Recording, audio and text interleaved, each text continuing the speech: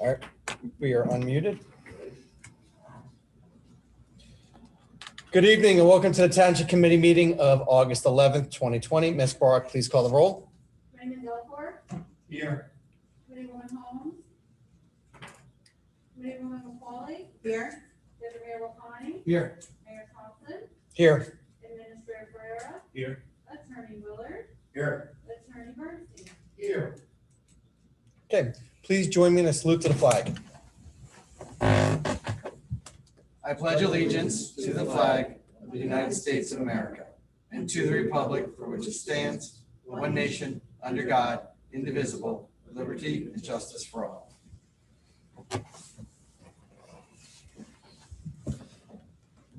Please be advised that in accordance with the Open Publics Meeting Act, notice of this meeting was made by the posting on the bulletin board of the Hillsborough Township Municipal Complex and on the Township website, and notifying the officially designated newspapers that this meeting would take place at the Hillsborough Township Municipal Complex at 7:30 p.m. on August 11th, 2020. Members of the public may participate in this public meeting via Zoom as previously posted. First up this evening is approval of minutes. May I have a motion to approve the meeting minutes of May 12th, 2020? So moved, Mayor. Second. Thank you. Roll call, please. Raymond Delacour. Yes. Committeewoman McCauley. Yes. Deputy Mayor Lapani. Yes. And Mayor Thompson. Yes. Moving on to reports from committee liaisons. First up is Committeeman Delcourt. Thank you, Mayor. Short report tonight. Just a reminder from a Parks and Rec perspective, we have registration for fall rec sports currently open. The deadline to register though was August 14th. So if you want to get registered for either a co-ed soccer or girls softball, now's the time to do that. Or you can do that online, so you don't miss out on the funds. So please register with the Parks and Rec for our fall sports.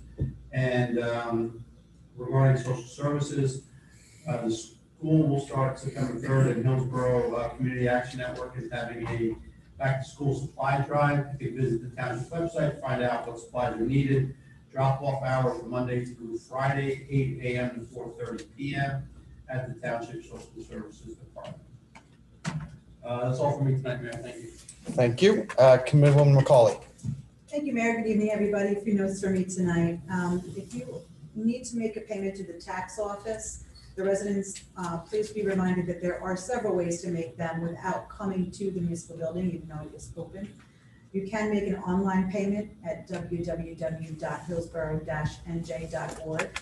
You can leave a payment in a secure lockbox, which is located by police headquarters, or mail a payment into the tax office. Payments are posted on the day they are received, so save yourself a trip and use one of these options if you can. I just want to congratulate 3 new officers that we swore in today and to Sergeant Tom McLean on his promotion. I joined Mayor Thompson earlier today with Police Chief McMahon, the officers and their families for a ceremonial swearing in. It's unfortunate that we couldn't all be here at a meeting, but under the circumstances, I'm sure everyone understands. I believe the mayor will have some more on this later. And we're all working together to make things happen, and we just wish them luck and welcome to Hillsborough. Just a quick note on emergency services. I wanted to thank you, OEM team and social services and DPW for putting together the cooling and charging area here at the municipal building during or after the tropical hurricane. Most of, but plenty of residents lost power, and we opened the building here since we did have power to the residents who could come in and charge up their phones and iPads and things like that and to stay cool. Luckily, over the weekend, it wasn't as bad as it has been or as hot as it has been. But just wanted to remind residents, if you know anyone in the future, just reach out to the township. Usually we do have some kind of cooling station here. There was water being given out, also a water station for those who needed water as well. So I just wanted to make everyone aware of it. So you can come here to the township building in those times of power outages. So thank you to everyone for putting that together. And that's all for me this evening. Thank you. Committeewoman Holmes is unable to be here this evening, so Deputy Mayor Lapani. Thanks, Mayor. Earlier today, I had the privilege of attending a sad occasion, obviously, to attend the Living Memorial dedication at Bridgeway Senior Healthcare. I'd like to thank the Pellegrino and D'Angio family the owners of the facility for inviting us and setting up a moving ceremony. A live memorial was dedicated to those in the Bridgeway community who were impacted by COVID-19. They have a plaque and a tree in a garden for those who want to come back and remember those that they lost during this horrible time. Also, move on to the building department. This is kind of a reiteration, but reminder, please make sure to include the contractor and property owner's email and email addresses in the applications, and they are printed clearly. We can send permanent correspondence via email, which will help eliminate delays. Also, the building is open to the public, but should you not want to come inside, the building department is still accepting credit card payments via the phone. We can also guide you with all of your permitting needs over the phone. All of our permit applications enhanced are available on the township website under the building department section. In engineering, the area of land along the road frontage of most properties is considered a right of way or ROW. This area varies in width depending on the road and its pavement width. The ROW gives the right of the township and utility companies to place sidewalk and electric, gas, telephone, cable, and other utilities within this area. The right of way can be used for road widening. The ROW area must be maintained by the property owner per township ordinance. Property owners may not be allowed to install fences or other obstructions within the right of way. However, mailboxes are permitted as long as they are breakaway. You can contact the engineering office for any questions about right of way areas. And obviously the events of last week, the Public Works Department was very busy within the township maintenance, addressing the tree hazards because of the recent storm. Our crews were out throughout the entire day and night during tropical storm Celsius. I don't know if that's right, but that's all I can throw. Isaias, maybe. Clearing down trees from roadways. There were over 100 tree incidents that were responded by 3 separate crews in one day. The cleanup work continued through the week, successfully opening roadways that didn't have additional downed power lines. The department estimates there were approximately 35 additional downed trees reported after Tuesday's storm and numerous unreported storm debris that littered the township roadways. It's dangerous work when you're out in the storm and trees are falling around you, though the many safety courses and extensive training that our crews have had came out of the storm unscathed, thankfully. Let's hope this storm is an exception, not the norm for the hurricane season. Orton Road debris facility will be open to accept debris August 13th, 14th, and 15th from 8 a.m. to 2 p.m. Please visit the township website for any questions for Public Works. And that's it. Thank you. Okay. Thank you, Deputy Mayor. A couple things for me this evening. First, congratulations to everyone here in Hillsborough Township for once again being named to niche.com's latest best places to live in New Jersey. We always appreciate being acknowledged for all the great things that happen here in Hillsborough, and for acknowledging that we are a great place to live. I think the residents would agree. Just on another note, last week was a very busy one around the borough, as we've already talked about, but R&B had a fire in part of their plant right here on 206. Last Friday, Administrator Ferrer and I and Deputy Mayor LaPenny joined members from the R&B management for a tour of the facility. And I'm sure many residents do not know this, but all Lysol aerosol is made right there in Hillsborough, in the whole country. It's made right there at one location. So they make the aerosol there, and also all the sprays that you use for your counters and things. That's all made right here in the borough. So it's very important that they get back up and running as soon as possible. And that's sort of the instructions that the Deputy Mayor and I have been working closely with our building department and administration here to ensure that they can be up and running as soon as possible, because obviously during the COVID-19 crisis, we need to make sure that they are operating at 110% of their abilities right now. Also, right after the fire, we had the tropical storm roll through, downing trees and knocking out power. I think at one point JCP&L was reporting 100% of their clients were out, and I think we had somewhere around 12 or so % of PSE&G. JCP&L obviously operates in the mountain region more so than PSE&G, and that obviously contributed with all the downing of trees. As Committeewoman Macaulay mentioned, we opened up our charging and cooling stations here. And as Deputy Mayor Lapani mentioned, our on-road facility has been opened for storm debris. And later on the agenda, we have a resolution being considered calling for an inquiry into JCP&L storm response. I know me personally, I think the areas that we are most concerned with was the lack of communications that was given back to residents here in Hillsborough about restoration. I think we had the last ones come online yesterday that were knocked out for the storm. I think there were 6 individuals or I should say properties that still didn't have power that were restored yesterday. So we will be discussing that a little later on the agenda. I want to say thank you to Massage Envy owner Greg Robertson. We were there earlier today where he, his staff, and members of the Massage Envy collectively donated $78,000 worth of massages to 3 area hospitals for their employees as a thank you for their dedication during the COVID pandemic.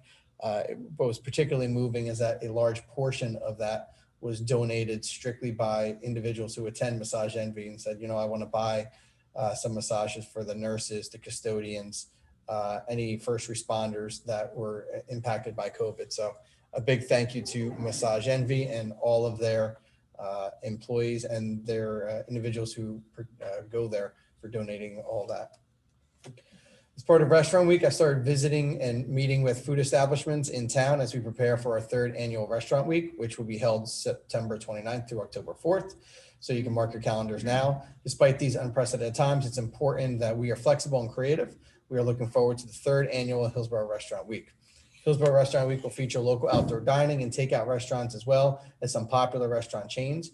Restaurateurs will offer specials that promote some of the most delicious selections, including prefixed menu dishes, daily combo specials, and daily or weekly special menu items that represent unique recipes. We are also joining mayors across the country and asking residents to make a long-term commitment to manage water resources more wisely by taking part in the annual Wyland National Mayor's Challenge for Water Conservation. Last year, Hillsborough Township placed #1 in New Jersey for our population range and 31st in the nation. Water conservation is critical for a sustainable future for Hillsborough, and we remain dedicated to supportive efforts for further education and awareness of such activities or initiatives. Let's take a look at this year's Water Pledge video. Hey Hillsborough, remember last year when we placed first in the state for the Wyland National Mayor's Challenge for Water Conservation? Well, it's that time of year again, sort of. COVID-19 delayed the challenge from April until August. So being the competitive municipality that we are, we want to win again this year. Join us beginning August 1st and take the pledge at mywaterpledge.com and let's put Hillsborough on the map again this year. By saving water, our community saves energy, money, and valuable resources. It's one way we can do our part in the community and also win any of hundreds of prizes, including $3,000 for your home utility payments, and even help a local charity win a 2020 Toyota Highlander Hybrid. Let's show the other cities around the nation how Hillsborough takes care of our planet. Make your pledge throughout the month of August at mywaterpledge.com. Tune into our e-news and our social media to see our progress. Take the challenge now. Take care, everyone. All right. So be sure to see Thursday's e-news and sign up for the Water Pledge as soon as possible. Also, the township is pleased to be working with Town Planner to produce a 250th anniversary edition of the color printed 2021 calendar, which will be mailed out to every resident here in Hillsborough. Previous calendars, which were mailed out in December of each year, include various schedules, important dates, and phone numbers for the coming year, as well as at least 12 photographs featuring Hillsborough Township landscape and scenery submitted by our residents. This year, the twist is historic pictures to commemorate Hillsborough's rich 250-year history.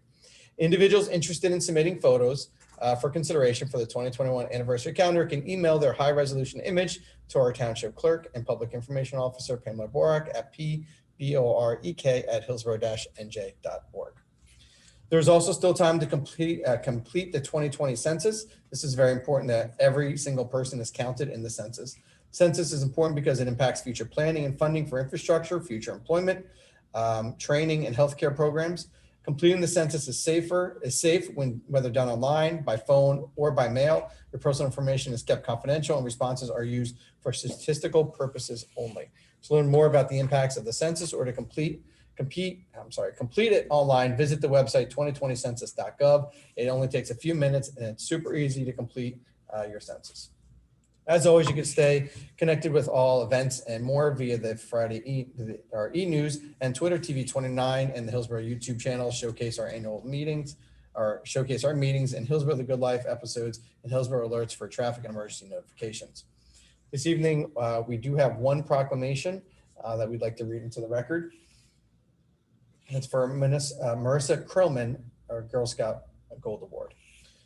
Marissa Krillman, a Hillsborough High School 2020 graduate and incoming freshman at Belmont University studying audio engineering, is a member of Girl Scout Troop 60786 and has earned her Gold Award.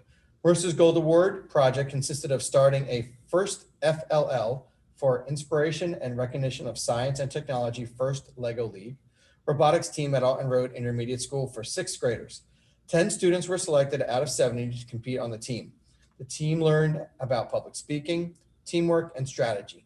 The project took 90 hours to complete and included all first FLL team members, Hillsborough High School Robotics Team 75 representatives, and mentors from HMS FLL team. Marissa participated in the Hillsborough High School Robotics Team 75's pit crew for the first World Championship in 2017. Marissa was also a member of the National Honor Society and mentored at FLL Summer Enrichment. Marissa serves as an example to the youth of Hillsborough Township through her achievements, leadership, and commemorative community service, and we are very proud that Marissa is a member of our community. Now, therefore, be it proclaimed that we, the mayor and the Hillsborough Township Committee, do hereby recognize and extend our sincere congratulations to Marissa Krillman for having earned her Girl Scout Gold Award, an honor for both her and for those who have guided her, and we wish Marissa all the best in her future endeavors. Okay. We're going to move on to presentations first this evening, and that is the swearing in of our police officers. Earlier today, I was joined by Committeewoman and Liaison to Public Safety, Gloria McCauley, for the swearing in of our 3 new police officers. So with the consent of my colleagues, I would like to move on consent agenda number 3 and number 14, ratifying and confirming the hiring of 3 officers and promoting our sergeant. May I have a motion? So move, Mayor. Second? Okay. Any comments from the dais? Seeing none. Comments from the floor. If you do have a comment from the floor about this agenda item, please raise your hand. Seeing none. Roll call, please. Chairman Delphort, Yes. Committeewoman McCauley, Yes. Deputy Mayor LaFawney, Yes. Mayor Thompson. Yes. Okay. Thank you, everyone. So we have no new business. So right now is public comment on new business and matters not on the agenda. So if you're commenting on any of the hearings that are taking place later, this would not be where you'd like to raise your hand. This is for matters that we are not addressing on the agenda this evening. So if you do have a matter, if you could please raise your hand. Okay, first up, we have just named David. So please state your name for the record and address, please, David. Hi, Mayor. This is David Brook. Can you hear me okay? We can. 7 Winding Way and in the town. You mentioned something about JCP&L and a resolution. I do not see that on the agenda. And I guess my question is, if it's on the agenda, is there an opportunity for the public to comment on that? Because I can't find it.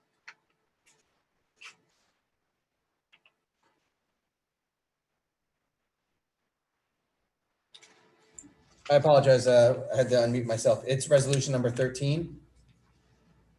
Resolution requesting that the New Jersey Board of Public Utilities hold hearings on Jersey Central Power and Light's response to tropical storm and take the appropriate action.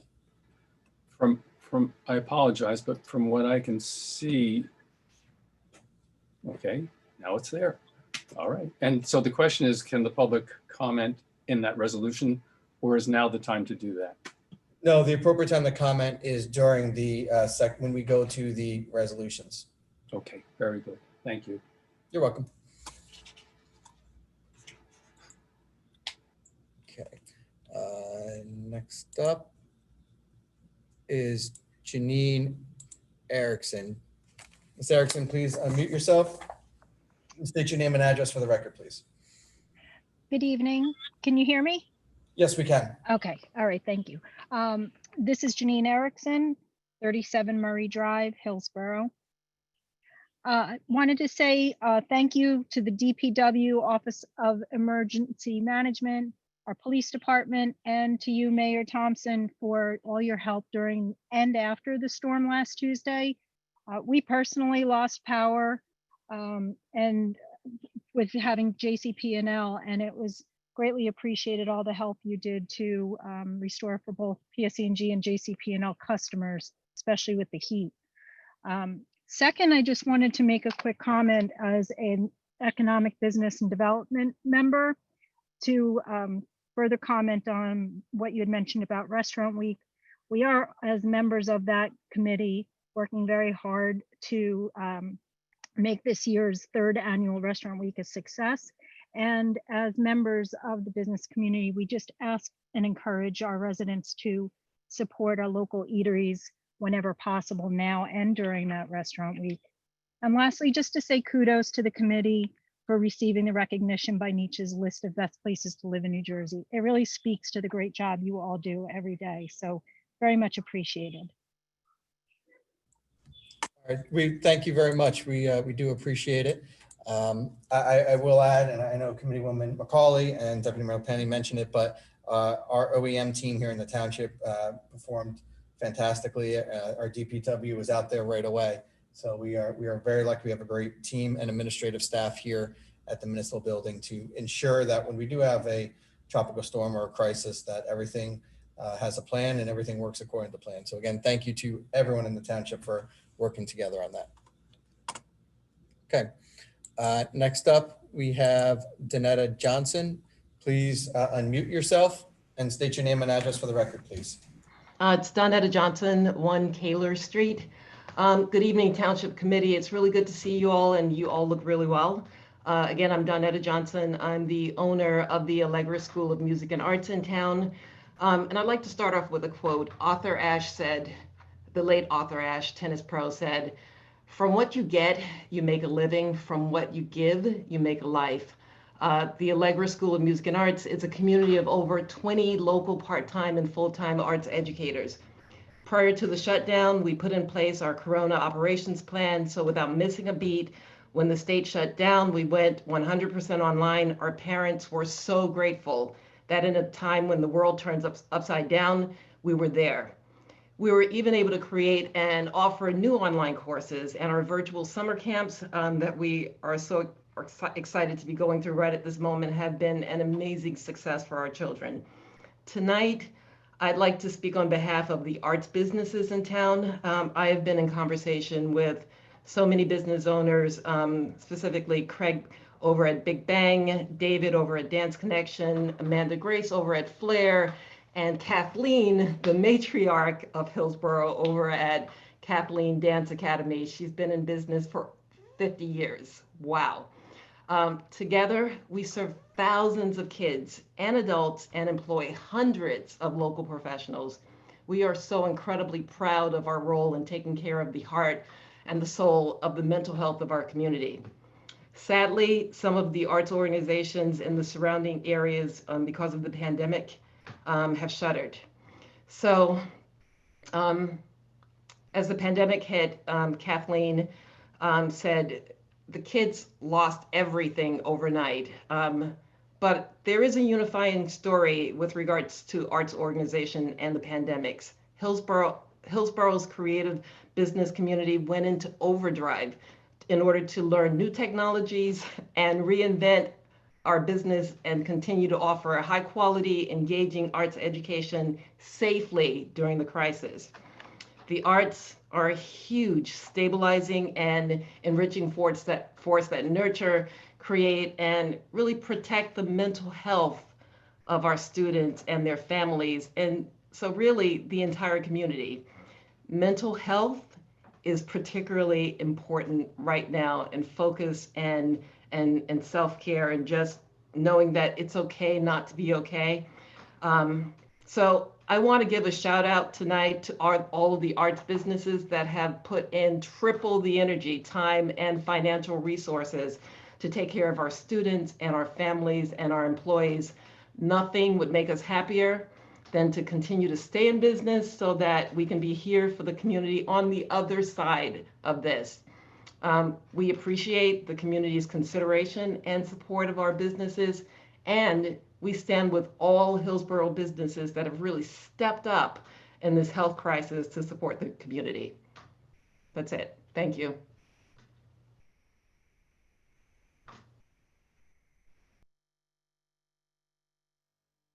Okay, thank you. Sorry, I had to unmute myself there.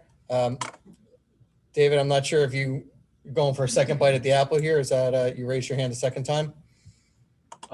Yeah, just a simple question. I was asking whether the pandemic is now over, since nobody at the podium has a mask on at all. And I was just curious whether that's a new filtration system or something better there. No, the pandemic is not over. We have plexiglass in between each and one of us.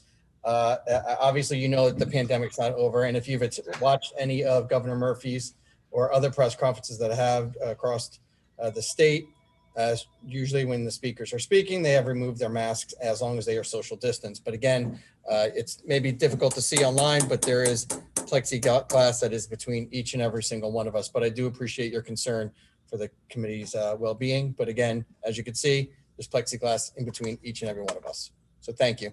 Thank you.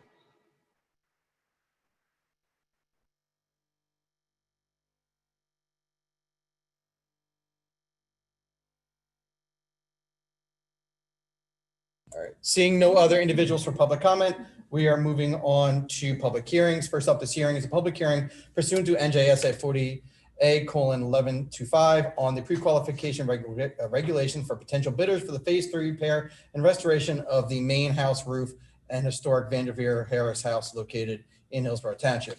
The township is preparing to advertise for bids for the replacement of the main house roof at the Vanderveer Harris House located at 344 Route 206 in Hillsborough Township. Due to the historic status of the building and the specialized nature of the work, we need to establish a pre-qualified pool of bidders that meets the requirements contained in the pre-qualification regulations and questionnaire. Pre-qualifications package contains a list of questions soliciting the contractor's experience with historic renovation projects of this scope. The local public contracts law 40A:11-25 through 34 requires the Township Committee to hold a public hearing to take comments, questions for an interested party on the pre-qualifications requirements. Within 10 days after the completion of this hearing, the proposed regulations and transcript of the hearing will be forwarded to the Director of the Division of Local Government Services for the Director's approval.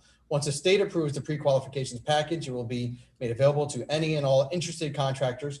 Once the pre-qual packages are submitted to the Township, our project architect will evaluate them and make recommendations. After we have a list of pre-qualified contractors, only those contractors will be allowed to bid on the project.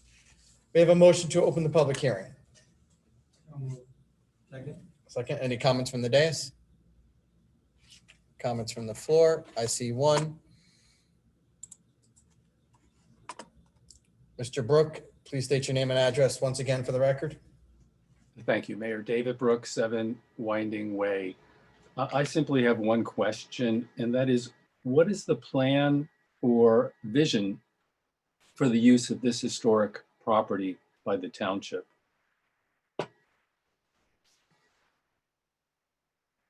First and foremost is to get it up to code, and then we can discuss what's going to happen to that next. I don't think we have a specific plan yet, but we do have to ensure that the building is going to be safe for whatever we decide to do next. So this is part of it. Very good. Thank you.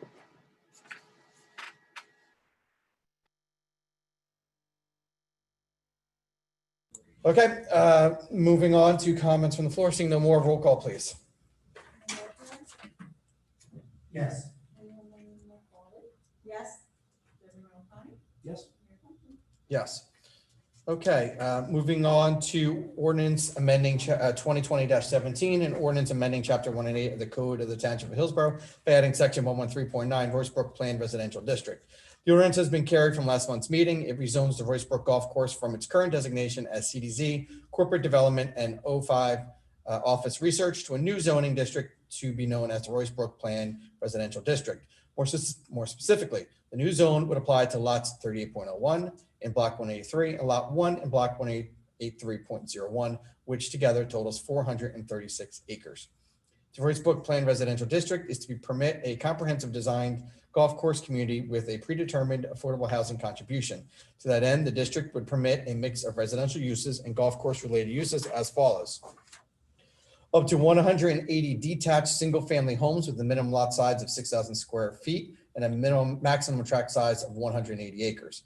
The district would be subject to an affordable housing fee in the amount of $120,000 per unit, equal to 24% of the total number of market rate units to be paid to the Township's Affordable Housing Trust Fund. A golf course with minimum size of 190 acres, limited restaurant and lodging facilities directly associated with the golf course. At least 50% of the gross area of the district, 218 acres, must be used as a golf course, open space, or combination thereof. We have a motion to open the public hearing on ordinance 2020-17. So moved. Second? We have a first, second, all in favor? Aye. Aye. Any opposed? Seeing none. Is there any discussion from the dais? Seeing none. Any discussion from the floor? Please raise your hand. Okay, we're going to take them in order. First up, Mr. Brook, please state your name and address for the record. David Brook, 7 Winding Way. Mayor, you mentioned this $120,000 assessment for 24% of the houses. Is this development providing affordable housing in its 180 units is my question. I do not understand the way it is worded. So where Royce Brook is, where the golf course is, the units would not be built there. However, they are providing a contribution to have them built off-site. And is that $120,000 then the equal to 24%? Are we talking about 43 units times 120,000, which means roughly 5,160,000? Yes. 5,040,000. 5,040,000. Sorry, 5,040,000. Yes. Yes. And has the township determined where that money is to be spent?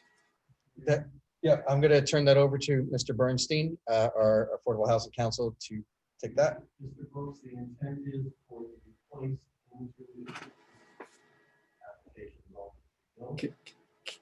Affordable Housing Trust Fund. Cannot hear, I'm sorry, I cannot hear. The intent is for the money to be placed into the Township Affordable Housing Trust Fund to be used at a later date to be determined when there is necessity. There is no plan at this time to build additional affordable housing out of this project directly as a result of it. Mayor, I apologize, but is it possible just to repeat that, since I apologize, I have headphones on, I couldn't hear. Mr. Bernstein's going to repeat it. Yep. Receiving from the intervener a contribution in lieu of moving affordable housing in order to reduce the total number of units on the site, as well as to allow for money to be placed in the Township Affordable Housing Trust Fund to do and the function is to come July 1, 2025, when we move to the next round, Hillsborough will continue to have affordable housing issues that have to address, and therefore this money will hopefully go towards addressing those issues going forward. Okay. Again, maybe I can just check in later on that one. The other question that I just wanted to mention was single-family residential houses, and that's what we're talking about, rather on 2 acres. They create a tax burden to the municipality, not a tax benefit. So each new large house will likely require more municipal service than the taxes that they cover. I would suggest that this community needs better sources of tax revenue, and that these houses will only cause our taxes to increase. That approving this zoning ordinance, I would suggest, is not fiscally responsible, and it's only going to hurt the current taxpayers like myself in Hillsborough by forcing us to pay more taxes to support this, what appears to be, and I haven't seen the drawings, what appears to be this rather private, uber rich, gated community. I would also suggest that a gated community is not the type of development that belongs in Hillsborough. we, the people who live here, who can't find places to live, many people, I'm not one of them, we need more reasonably priced housing, not multi-million-dollar housing. And so I would ask the committee to consider what we're trying to accomplish here, because I don't think it serves the residents very well. There's another issue, and that relates to the sewers and the sewer facilities. It appears that if you take 180 units and you multiply it times roughly 300 gallons a day, you're looking at roughly 55,000 gallons of sewage. There is no capability to handle sewage currently. It either means that you're going to go through Claremont to get to their pump station, which was not designed for this kind of flow, or you're going to need to build one.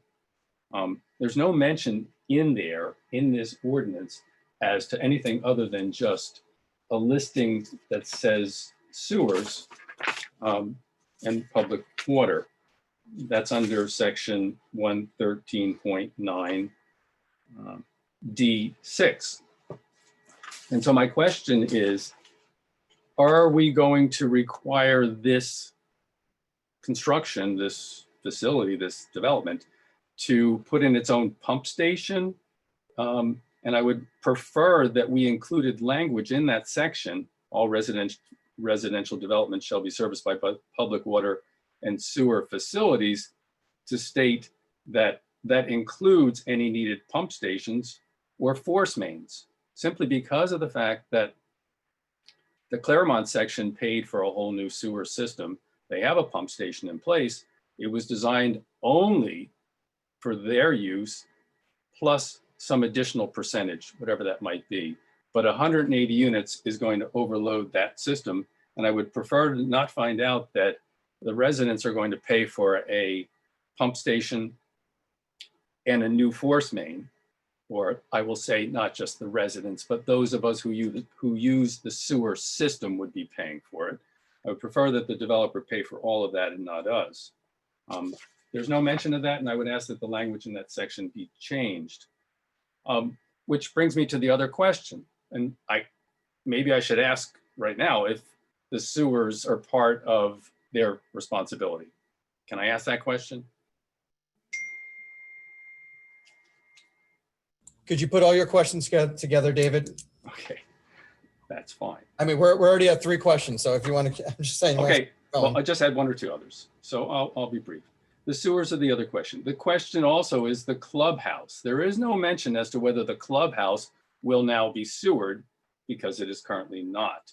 That also goes with regards to a section in here that talks about freestanding cottages and or some other kind of additional housing for overnight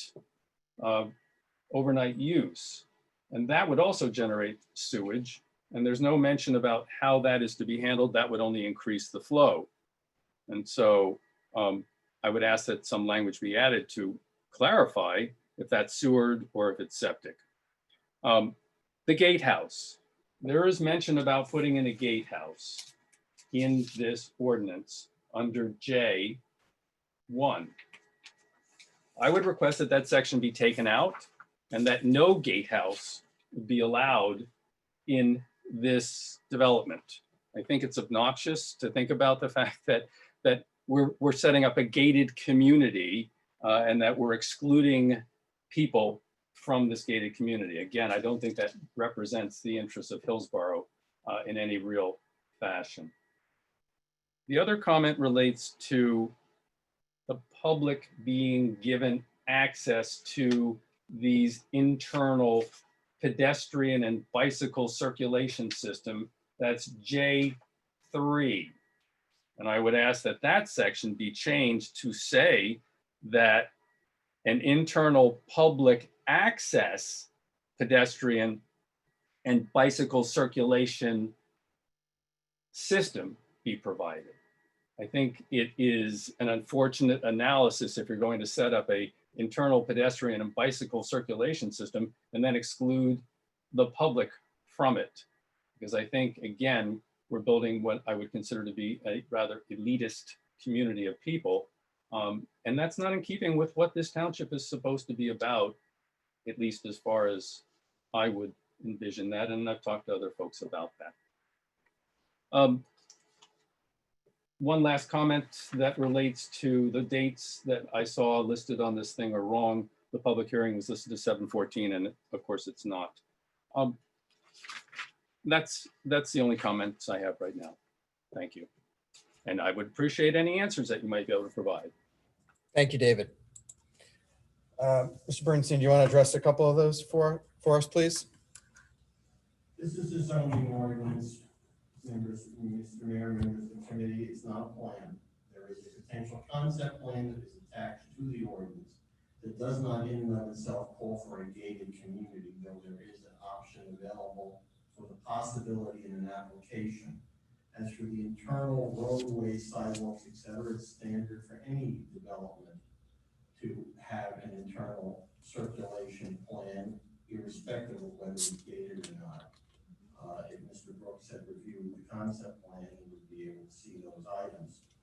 I doubt these are going to be, the intent is that these are not going to be multi-million-dollar homes. We don't have multi-million-dollar homes in Hillsborough.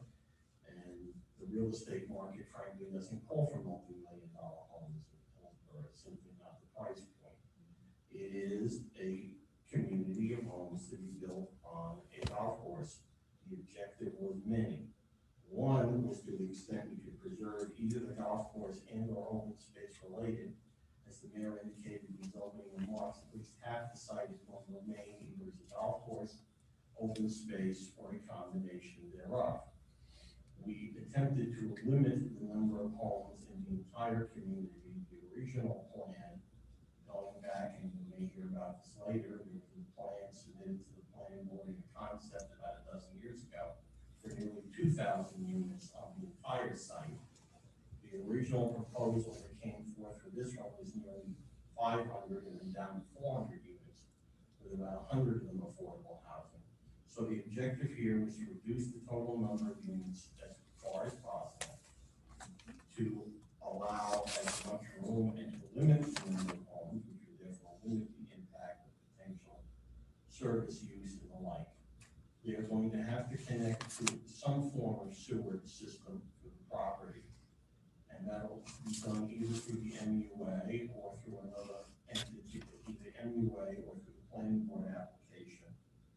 As to whether or not they're going to hook up to Claremont or not, is it too early in the process to even make that determination, or to come to any sort of conclusion regarding saying, since there is no plan, there is no application to DEP, there is no application to the Township Municipal Utility Authority or any other entity that would have impact on the sewer system, except that there is going to need to be sewer on the property.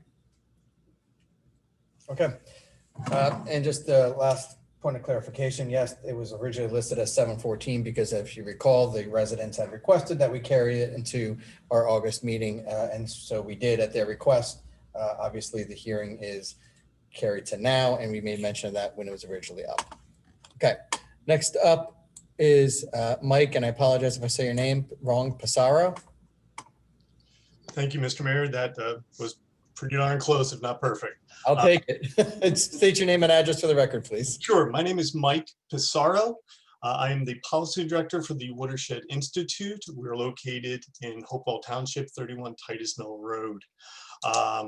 So I had a couple questions and a statement just to try to get some clarification. And also, Mr. Bernstein, while I'm sure gave a great answer, he's very hard to hear. So it's not clear that his microphone is on, just because I was having a hard time hearing him as well. And also just another point of clarification, a question, Mr. Mayor, if I don't know if I heard correctly, but the sort of bulk requirements was 180 acres or 190 acres and 180 or 174 housing units. No, that's, hold on. I gave Mr. Bernstein a new microphone, so hopefully that'll clarify that. It's up to 180 detached single-family homes with a minimum lot size of 6,000 square feet and a maximum tract size of 180 acres. The golf course with a minimum size of 190 acres. Okay, because I think the ordinance I have before me has a maximum amount of residential units of 174. But either way, so I appreciate the opportunity to discuss this. Out of the get-go, I understand the need for affordable housing and zoning, but unfortunately, the plan for this site is just not appropriate. That density of development is not appropriate. Back in for the July hearing, I had sent 2 documents, which I hope you have seen and have before you. One of them was a report by J&E Consultant dated August 5th, 2008 by Peggy Snyder. She was a professional engineer before her passing. And while I realized that was in regards to a different development application on that site, some key facts sort of relevant here. And the biggest one was the soils that are mapped on that site really are not conducive to a stormwater management plan that would allow for infiltration or recharge. The soils, at least as mapped, would not allow that. The one portion of that site that does have soils that would allow that is right adjacent to the existing development, which I'm sure you are aware of and you will hear tonight is experiencing flooding now. And if we allow additional development and I believe it's 45% additional impervious cover on this site, the volume of stormwater coming off that development will increase. The best stormwater management will not decrease that volume. So that problem will be exacerbated. Most of that site, as I said, does not have soils. It has 2 waterways and wetlands. So a large chunk of that site is impacted by environmental resources. And that's important because these systems are already strained. One of the other documents I sent you was an excerpt from a PowerPoint I gave to the Hillsborough EC a couple weeks ago, but it had an impervious cover assessment performed by Dr. Abrupta's group that shows that watershed, the Royce Brook watershed, has over 16% impervious cover as of 2012 numbers. And we know that when you have impervious cover over 10%, you're going to see impaired waterways. Your environmental resource inventory acknowledges the impairment in those waterways. Increasing impervious cover, increasing development in that area is going to exacerbate it, not only from a water quality perspective, but also from a flooding perspective.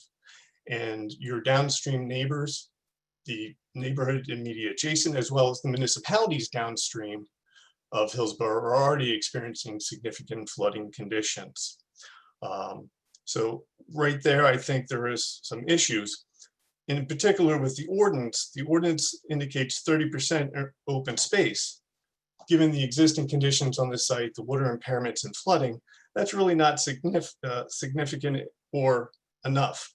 But when you take into consideration that 30% of impervious cover also includes golf courses, impervious walkways, cartways, pump houses, possibly even cottage houses, because that is part of the golf course. Is that part of the impervious cover allotment of 45%? Is that part of the open space? Does those square footage, those acreage count? You're not really having open space.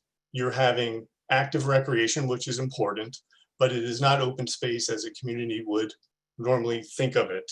Also in that calculation of open space is the stormwater management system. So you're having areas which will continue to contribute to a water quality problem and a flooding problem because they're impervious, but they count towards the open space conditions. And then lastly, as I'm sure you're aware, back in 2016, DEP adopted a total maximum daily load plan for the Raritan Basin, including this section of the Millstone, which in the entirety of the upper Millstone requires a reduction from existing stormwater sources of 64%. By allowing this additional development by zoning for it, without taking in consideration the natural systems, the carrying capacity of the area, which is already exceeded, you're going to exacerbate that problem. So respectfully, we ask you not to adopt this ordinance and go back and work on one that would better respect the scenario, the situation in that area, the natural resources, and the development that's already taken place. So I do appreciate this opportunity and thank you. Thank you, Mike. So just a couple things. One, obviously, someone who works for the watershed would know very succinctly that DEP has to approve everything that you just talked about. And with the concerns that you've listed, that is their responsibility to get approved, not Hillsborough Township's, if they want to develop on this property. Again, this is just a zoning change and not a hearing on the actual concept plan or any plan. They have to meet everything you said. And again, being someone who works for the watershed, you know that very well. Since you also mentioned the affordable housing component and the requirements as an intervener, the original proposals that we've seen for this property over the years was grandiose to use that term. We saw, I think probably would be triple the density has been proposed. The original Erickson proposal that came up on this property would have been devastating. That's when I was serving on the planning board many years ago. So we've certainly taken that into account, and we tried to our best to lessen the building on this property as best we could. So again, I don't disagree with you, but it is their responsibility to try to get all their permits from, and as you know, from various different groups, including the water loads and things like that. So I do appreciate your comments. Mr. Bernstein, is there anything you want to add or? Okay. All right. Next up, it's all one word here. So I think it's Bob Leifer. If I got that wrong, Bob, I apologize. Please state your name and address for the record. Bob? Robert? Okay. We don't believe you have a mic connected, so if you could give another shot, we'd appreciate it. We're going to move on to JP Maloney. JP, if you could please state your name and address for the record. Good evening. Joe Maloney, 27 Stonewick Drive, Hillsborough, New Jersey. Simple question. Should we pass this ordinance? Will it nullify the township's agreement with Fair Share Housing, guarantee around 3A, and ensure another hearing with Judge Miller? I just want to make sure I understand. Are you saying if we do not approve this ordinance? No, should you pass this ordinance? No. No. In other words, the agreement that was signed in April will still hold. If we pass this ordinance, the agreement, yes, that we adopted would hold. Yes. Although you're not building affordable housing on this with this proposal. That is correct. That was part of their part of their contribution to our affordable housing fund of roughly 24%. Okay, thank you. Thank you. Okay. Okay, next up, Tom O'Donnell. Tom, please state your name and address for the record, please. Yes, Mr. Mayor, Tom O'Donnell, 33 Ann Street, adjacent to the property that is in question here. And I first wanted to thank Mr. Pissarro for joining. My organization did reach out to him and reminded him of the work that Peggy Snyder did for us when we were looking at the Erickson project. You know, there's a lot of history here, and I've mentioned the history in the past, but a couple of things around this project are very interesting, and I think the public needs to be, you know, aware of some things that happen that are just, I don't know. In some cases, I have neighbors thinking they're suspect actions. First off, there is now a DEP LOI for wetlands in progress. I understand it was a clerical error. That's what I was told. And homeowners on Franklin Drive were notified about the LOI. When the Erickson project was put in front of the township, we being the folks on Ann Street who actually adjoined the property were notified. So there was a delay getting that. It raised some eyebrows within the Claremont community. Another thing happened recently was, you know, I think I understand how this works now. And I want to just go back to Mr. Pissarro's comment. Everybody is putting the onus on the site plan, going through all the formal approvals through the various organizations. And I understand that those are put in place to make sure that what is built is good for that property. I have an issue with the concept, and I think it goes to Mr. Pursaro's request, that the township is basically, in my opinion, you're approving a zoning that is inappropriate for the physical conditions of this property. These conditions were brought up during the Erickson project.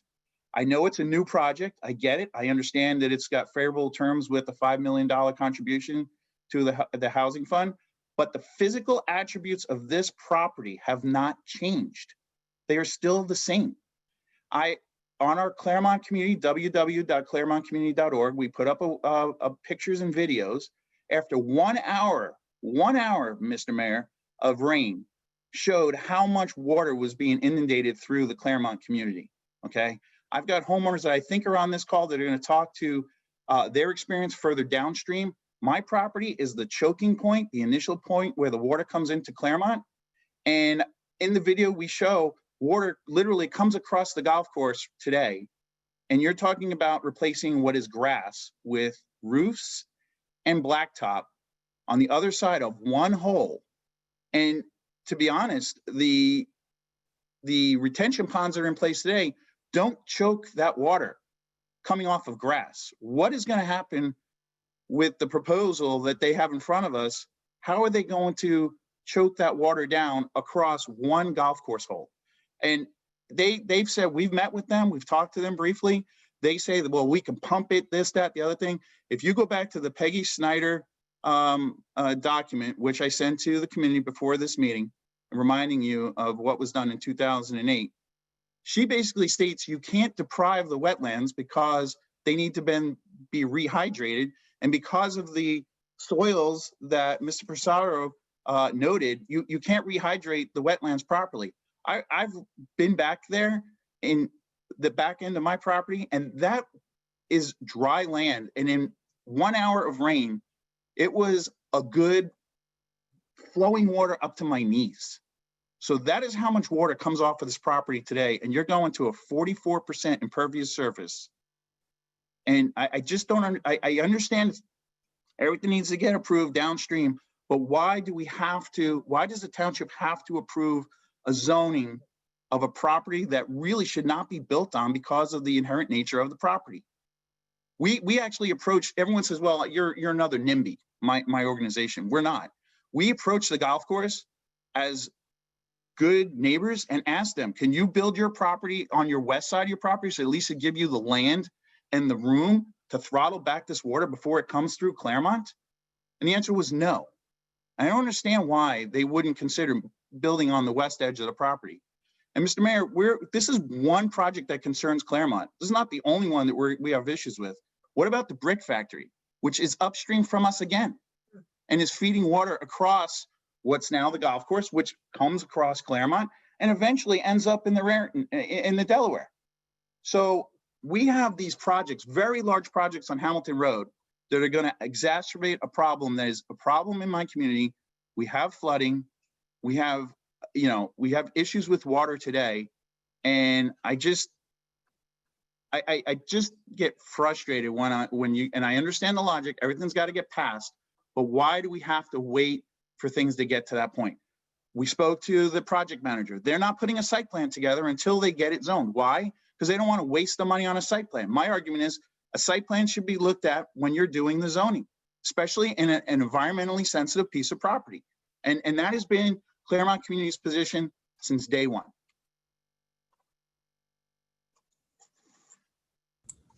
Okay, thank you, Tom.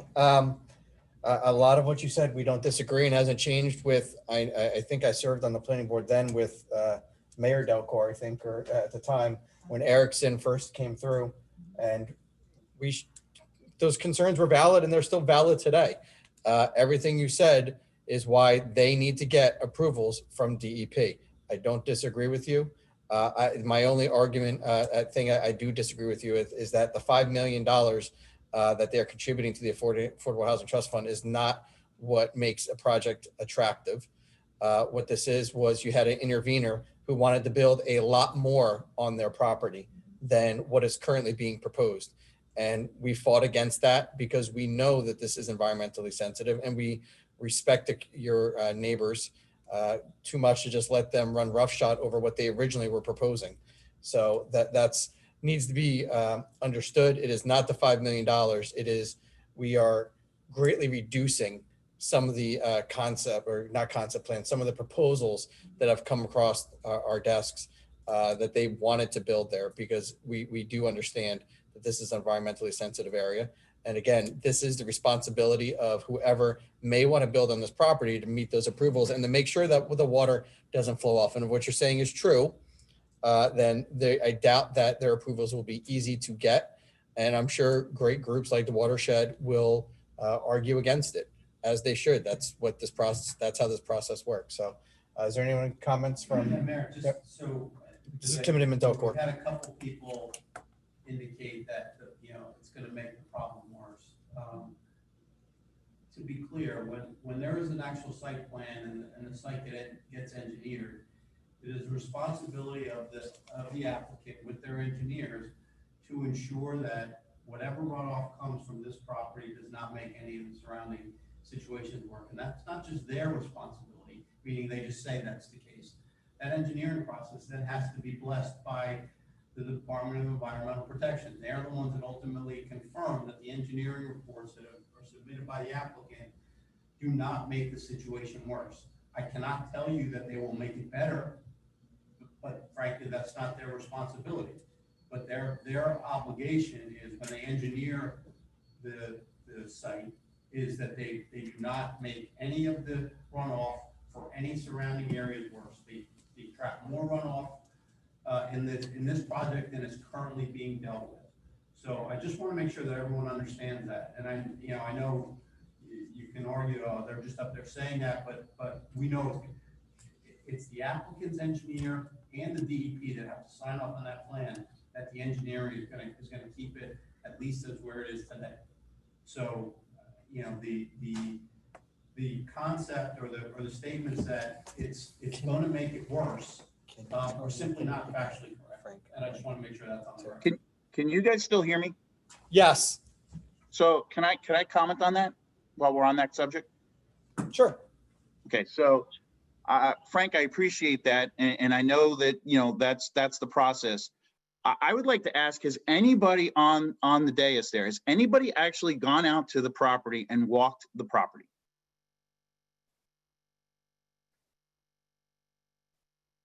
Sorry, I had to unmute ourselves there. Royce Brook, yes. Okay, so if you played Royce Brook, 17th hole comes across right across the back of my property. I have a video. It's on the Claremont Community website. You can see the water flowing off of that golf course today. There is, with what they're proposing and where they're proposing to put the buildings, my point is very simple. It's very simple. And I understand, Frank, your point, but you can't throttle back the water between those houses and my neighborhood with just the width of one golf hole between us. And the water can't be pumped up because it's going to then take the water away from the wetlands. I mean, 2008, the study that was done was very thorough. I think it made some very clear points. And you talk about the history of what's been proposed. I agree. In my opinion, what's been proposed is ludicrous. My personal opinion is the way that this property got on the wastewater management plan is almost criminal. And that's in my opinion, but that's how I feel after the hoops and trouble and just being dragged through broken glass to get on the wastewater management plan. I moved into this neighborhood in 1999. In 2000, we started fighting. We fought tooth and nail to 2007. And many of the people up there know what I'm talking about. We had a very, very tough time to get on it. And because the Somerset County didn't file our wastewater management plan and lock it down at the state level, it left an open door for Billy Casper Golf to propose a crazy plan that was consistent with their existing zoning so that they could be included in the wastewater management plan. It made the newspapers. Everyone scratched their head when they saw it. I would argue, in my opinion, again, they had no intentions of ever building that project, but they proposed it and spent the money to do that, to get on the wastewater management plan, so that was the first step in their process. But they won't spend the money and offer a site plan early in the process until they get the zoning approved. And it's just, choosing where they want to put their focus and when they want to focus it, and they're running, again, in my opinion, a corporate play to get this property developed. And we'll go back to the basic fundamental point of that study, that this property should not be developed. It's environmentally too sensitive. Okay, yes, Mr. Bernstein. Just for a little historic. Just for a little, I think it's this one. Yep. Just for a little historic perspective, since I was planning board during in 2008, though it seems 100 years ago. The proposal for Claremont was 1,900 units, 1,980 units, in fact, on the entire site. For Erickson. What? For Erickson. For Erickson. Combination of 1,500 congregate care retirement community buildings, another 216 independent living units, and 264 separate affordable housing units, all on the site. And the site was clearly not considered by the planning board for such. The applicant came initially for this property with nearly 500 units, and they came in with nearly 400 units. About 100 of them would be affordable. We are now looking at a site in terms of total number of units that's less than 10% of the Erickson proposal. I'm not suggesting that that makes it perfect or better, but let's all take a little perspective that the report that Mr. O'Donnell talks about was drafted at the time predominantly to deal with a site where there were going to be 1,980 dwelling units on more than 20 buildings throughout that entire site. We're not talking the entire site here. As to what ultimately gets built, depending on the zoning, that's going to be the applicant's obligation. And if the parties believe that it is not appropriate to be built on the site, there are multiple avenues available, even if the zoning goes into place. Okay, thank you. Mr. O'Donnell, do you have any other comments?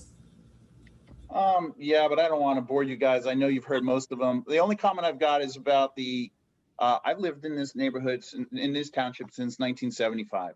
And I only know of one gate in Hillsborough, and that's in front of the Falcon Club on Falcon Road, which was a private social club. I agree with I forget the gentleman who was calling it out. We should not have a gated community. That is not what Hillsborough is about.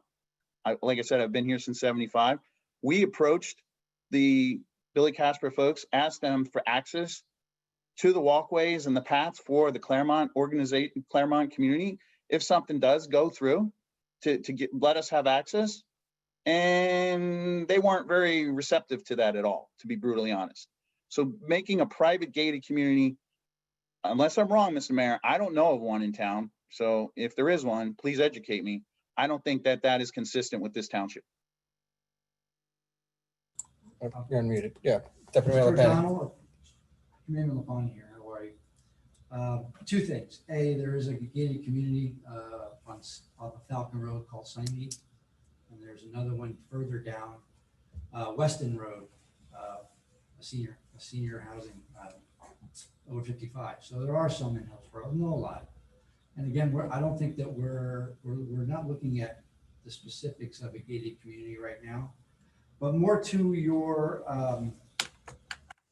question, why they don't do a plan prior to an application. A, cost is one of it. And B, why would you draw a plan up then after you get your LOI, realize where you can put a building you can't because there's wetlands? Maybe where your house is on the 17th fairway, which I know well, maybe they can't put a house there. Maybe they have to move to the west side, but they're not going to draw they can have a conceptual plan, possibly what they hope for, but until they get all the stuff back from the DEP, the LOI, the wetlands study, where the water can be, where they can't be, the buffer zones, right now they can't give you a plan, and that's why. And where they might say they put something, there's a good chance they can or can't. So really the crux of this, and I guess Mr. Bernstein has said, and everyone else is, we've reduced this 5 times over the past 10 years. It's still not a done deal as far as what's being built there until the plan comes in front of the planning board and all of the state regulations are done.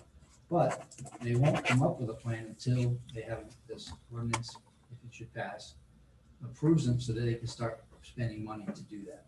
But there's other questions. There are gated communities in this town. It doesn't necessarily mean that this one would be also. Thank you, Deputy Mayor. Mr. O'Donnell, we do have other people. Do you have any other comments? No, I forgot about the over 55 groups. That is, I recognize those now. Okay. And I still wonder what happened to that original plan for a convention center that was in the newspaper. How come that died? Like, what happened there? I can't speak to whatever the intentions of a third party was or was not. So Again, in my opinion, that was a sham project to get on the wastewater management plan. I'm just calling it out. Could have been. But it's not happening. But they're on the wastewater management plan, they are. which is why they're here now in front of you. Step in their process. Okay. I'm done. All right. Thank you, Mr. O'Donnell. Okay. Next up, we have Bonnie or Doug Eden. I'm not sure if it's both or all. If you could unmute your line. Yeah, it's Doug Eden, How you doing, Doug? Mr. Mayor. I probably can't say it any better than Mike and Tom, but just a few things. We are concerned about our well water here. When we spoke with a few people at Billy Casper Golf, they weren't even aware that we were on wells. That's something that I don't want to have an issue with later down the road, because normally when you find out you have a problem with a well, it's because people are, are having health issues. And, that's not the way I want to find out we're going to have problems. I mean, with the aquifer out there and what Michael was explaining, my concerns are fracturing the shale and the clay, all the years of farming and agriculture, and now, golf courses from 1996 when Chubb actually owned it until now. I'm sure there are a lot of, fertilizers and different chemicals put into that property and the surface soils. So you start to fracture the surface and the shale and the clay that protect our aquifer. I'm not an engineer, but I can guarantee you that it's going to make for some problems down the road with our aquifer and our wells. The other thing is we have in Peggy's report. I actually was looking at Peggy's report. If you look at that piece of property, the 97 acres that they're proposing to place that, it's on page 4. She shows a little bit of a map. They're actually building that. It's on an island, surrounded by the wetlands. And in that report, it actually says that, the property owner has to try to naturally be able to handle the water or the water flow before they could actually mechanically do it. So at this point, I don't see anything or I never saw anything that they, put into place where they tried to naturally stop the water flow or anything that, that's coming toward our community at this point. I actually did see inside the wetlands where there was dirt bulldozed inside the wetlands at one point that changes the flow of some of the water. I was with Tom. I saw a lot of that water after that rainfall that came through, and I'm talking like, small trout streams coming down. I mean, it was actually forced water coming down, and there was probably 3 or 4 different streams.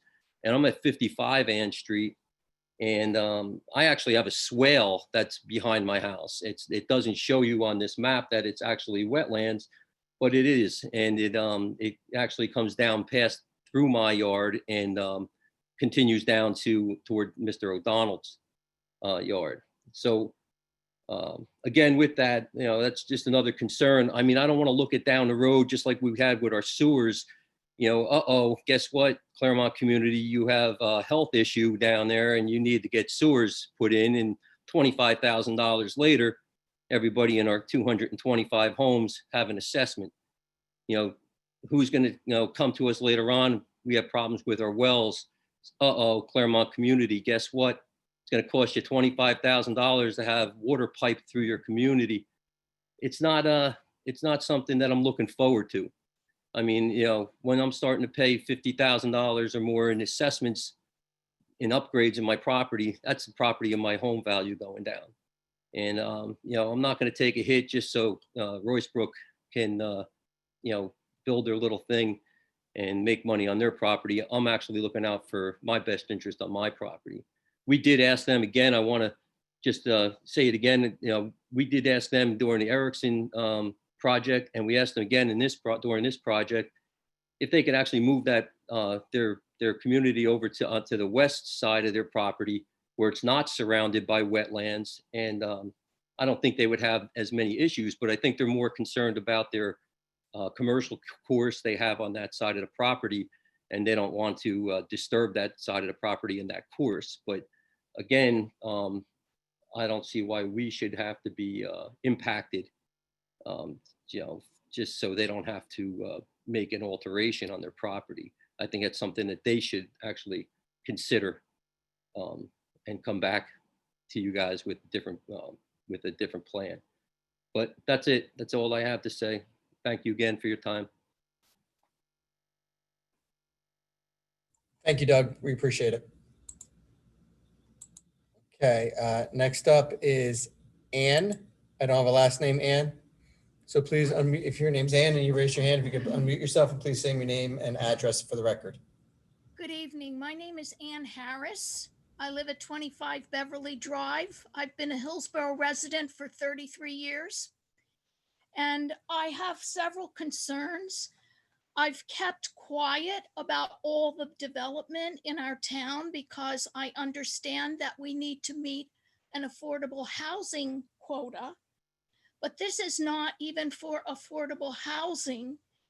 And as we're seeing this project, it brings to mind the question of whether our environment here is going to be a healthy one at some point, because we're taking down enormous amounts of trees.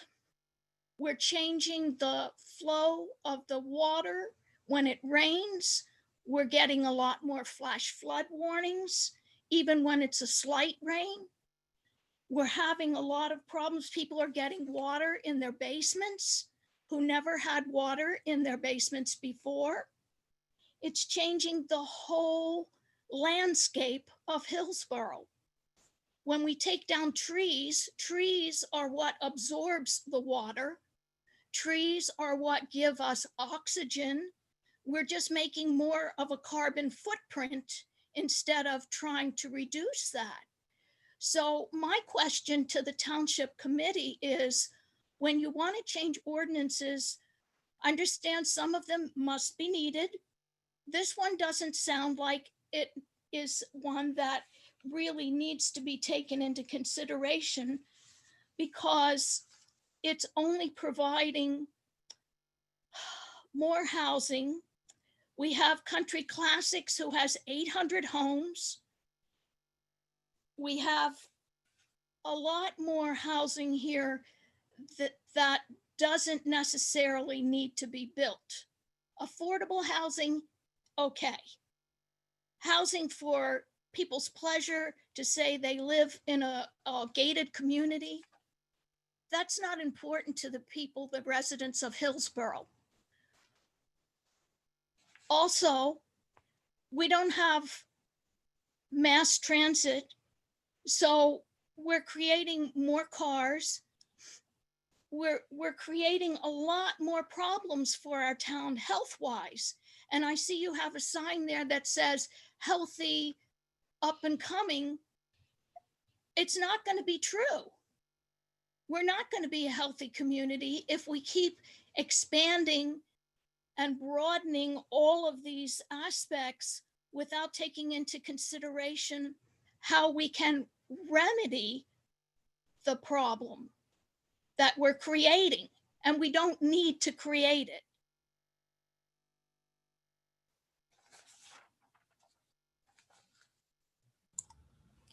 Any other comments, Ann? At this time, no. Okay, thank you. Just a couple thoughts there.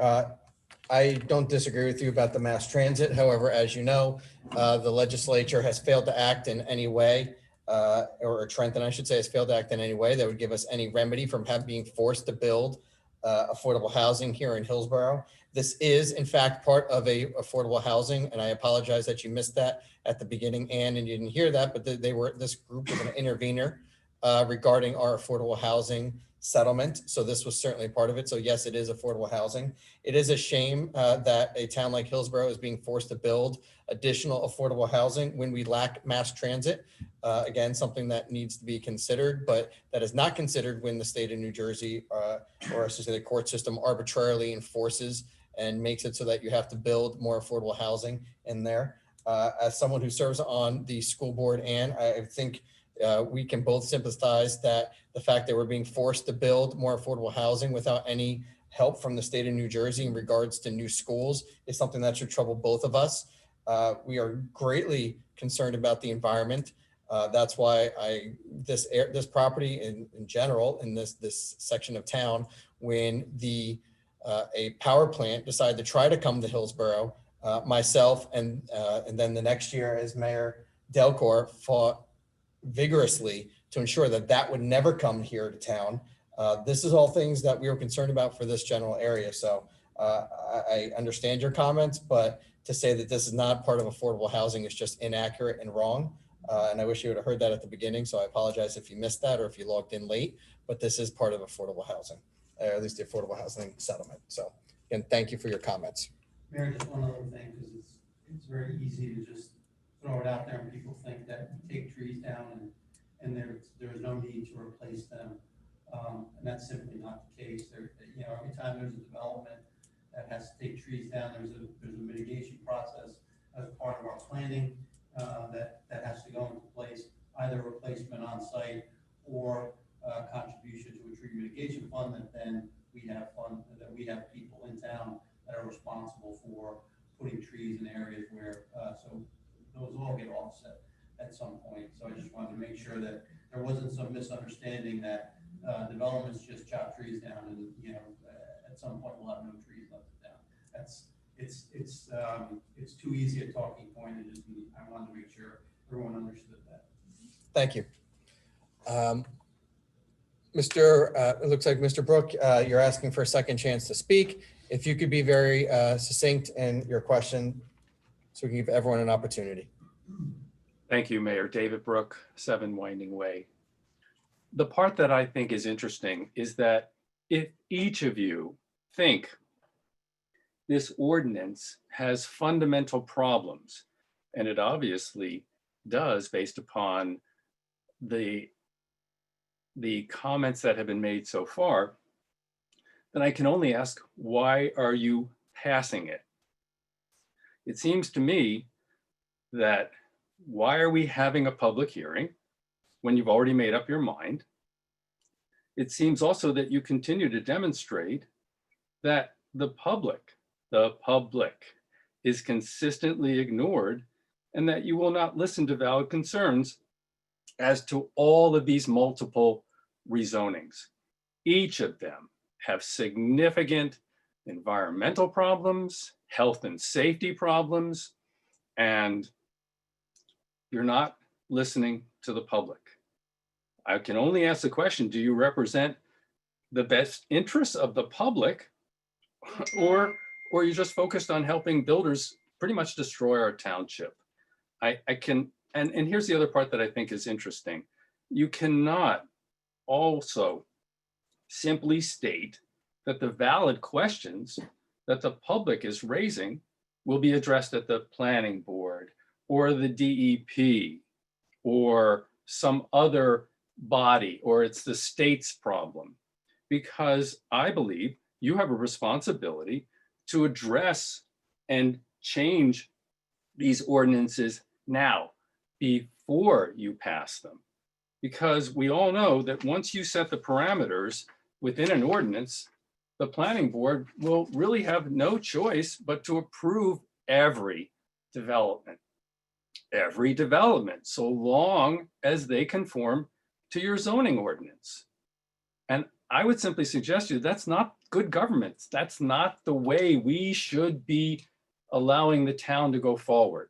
And the last thing, you are blaming the affordable housing settlement as the reason that you have to go forward.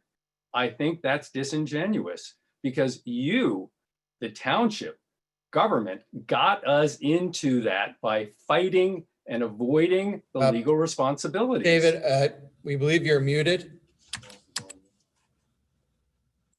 I'm not muted. I'm not muted. Can you hear me? Now we can hear you. Okay. I don't know what you heard. Where did we leave off? All I'm saying is that I don't know where we ended. What did you hear? We've heard, yeah, it was about 5 seconds, David. You please don't, you need to iterate yourself because. Okay. All I'm saying is that if you set these parameters, the planning board will have no choice but to approve every development, so long as it conforms to the zoning ordinance. We did hear that part, David. Okay. And I think that's not a good way for government to go. And the last thing I was saying related to the affordable housing component.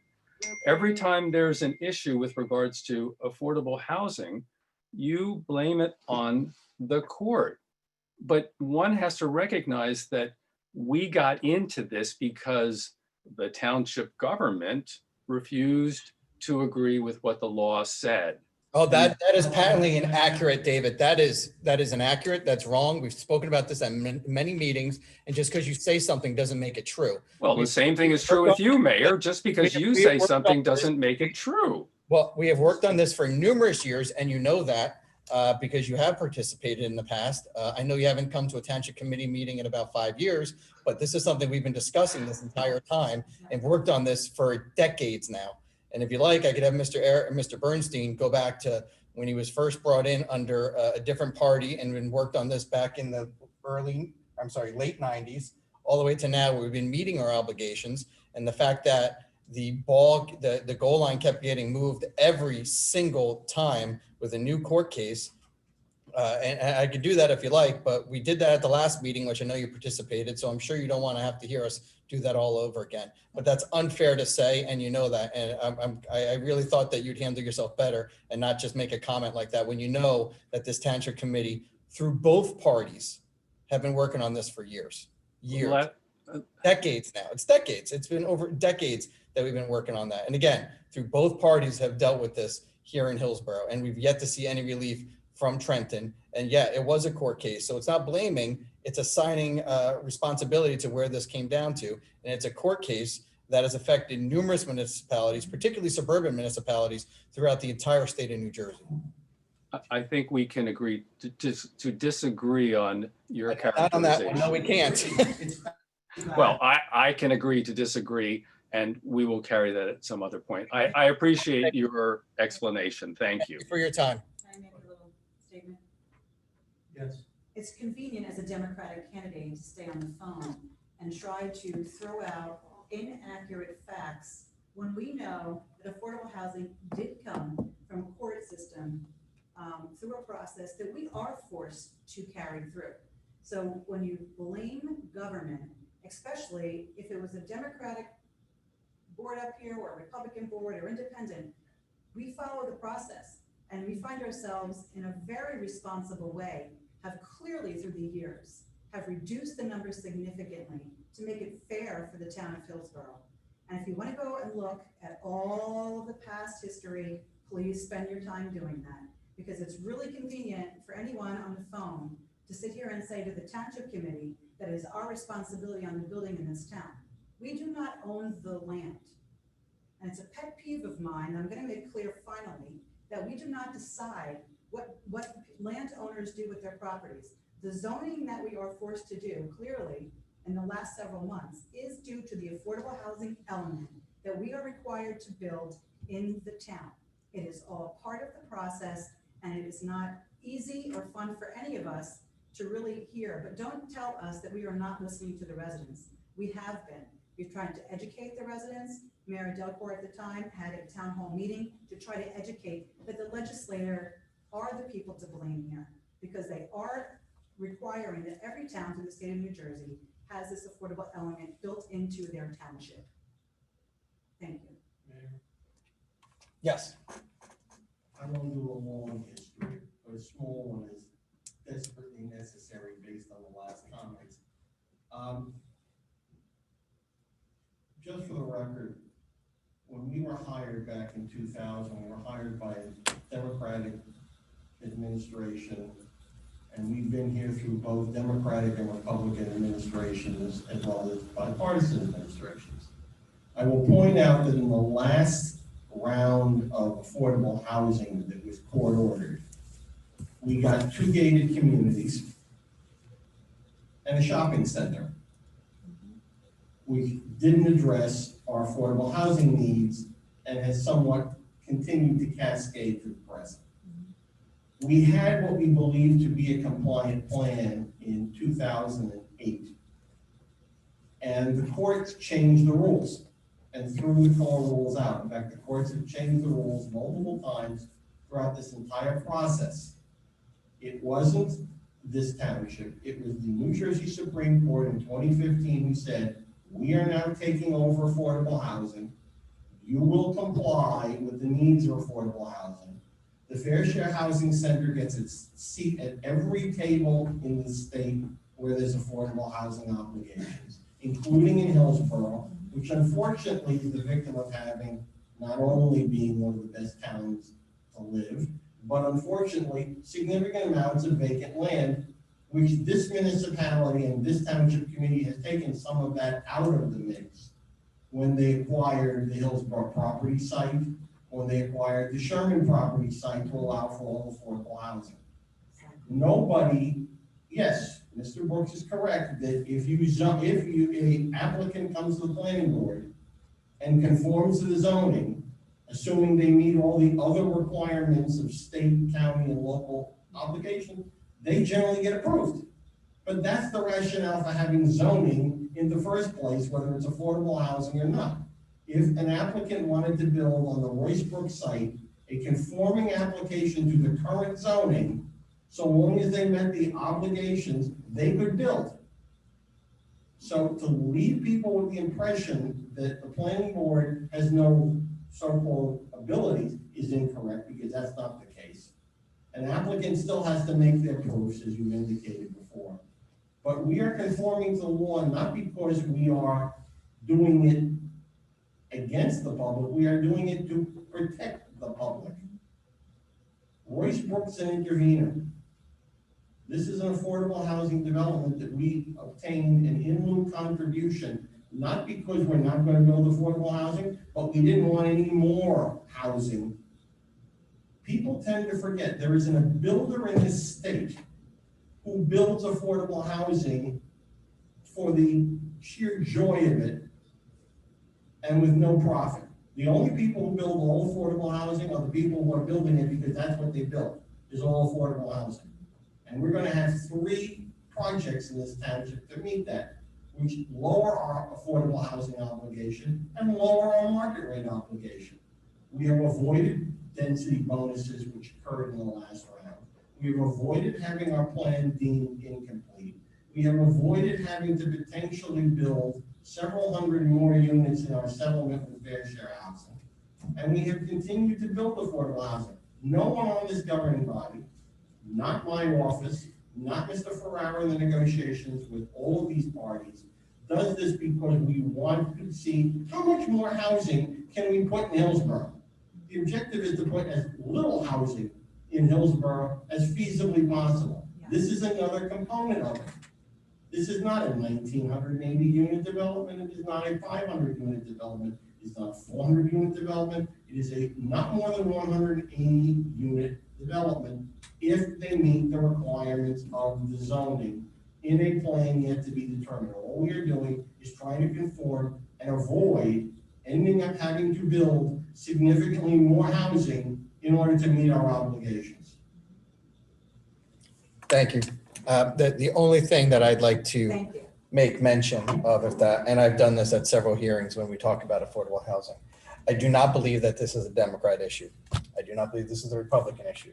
This is an issue that has been here since the late 80s or early 80s, I should say, that the 70s, I apologize, and continued on. It didn't get addressed under the administrations of Whitman. It didn't get addressed under McGreevey. It didn't get addressed under Cody. It didn't get addressed under Corzine, Christie, or now with Governor Murphy. But it's something sorely that we need as suburban municipalities, we do need to address, because if we are being forced to build, then the thing that should come with it is more money for schools, more money for services, more money for roads, more money for basic essentials such as mass transit, if you're forcing all this building to come, and it just hasn't come yet. So again, I appreciate the history lesson, and I think it's important to know that we have been here for 20 plus years working on this, and that we have been responsible. So we have all three people that would like to speak again have already spoke. So I'm going to ask that you keep it extremely brief out of respect for everyone. Mr. O'Donnell, you're up first. Thanks, Mr. Mayor. Quick comment on this. Based on the last comments, it sounds like even your attorney is saying that if you rezone this, it's very likely that this project's going to happen. And it goes back to the initial core. You know, if we're going to have a public meeting to address concerns and get the voice of the public, I feel like our voice is mute. I feel like the voice is, it doesn't matter, because the courts have, you know, you've got a mandate from the court. No one looked at, I'm sure nobody looked at the 2008 document that was prepared, engineering study on this property when they were, you know, considering it at the courts. And again, Tom, I got to cut you off real quick, and I apologize, but I just need to mention this for the record. I have to disagree with you, because the fact that the original plans that kept getting proposed for this property called for thousands of units, some cases. We certainly did take everything into account, because that's why we didn't allow that to happen. This property certainly could have affordable housing on it. That's the way that a lot of the affordable housing takes place here in throughout the state of New Jersey, is you have mixed use on a single property. We tried our best to limit anything on here. And again, since this property was an intervener, which Mr. Bernstein just spoke about, they basically said to the court, we want to be one of the people to build affordable housing on this site. Recognizing the concerns of your neighborhood, we've reduced time and time again the amount of possible units on this property. So I just wanted to make clear that your voices were not ignored at all. That's why there isn't 1,000 units going on to this property. We have worked diligently to try to reduce that. And again, as an intervener, they certainly could have stood there and said, no, we want the affordable housing on this property. And the conversation we'd be having now would be not 180 units. It could be 500, 600, 700 units that are being proposed for there. So I just wanted to make sure that that's clear, that no one was forgetting your Claremont at all during any of these conversations. I recognize that, Mr. Mayor. The comment is more about this session here right now. It's kind of a moot session, because you guys are going through with the court mandated thing. This property, you know, is greenbelt on our township master plan. They proposed a project that was consistent. I think, my understanding correct, they couldn't do anything that is not CDZ or 05 compliant, which is not residential. Is that a wrong assumption? And that's why we're here today, because they need to rezone the property.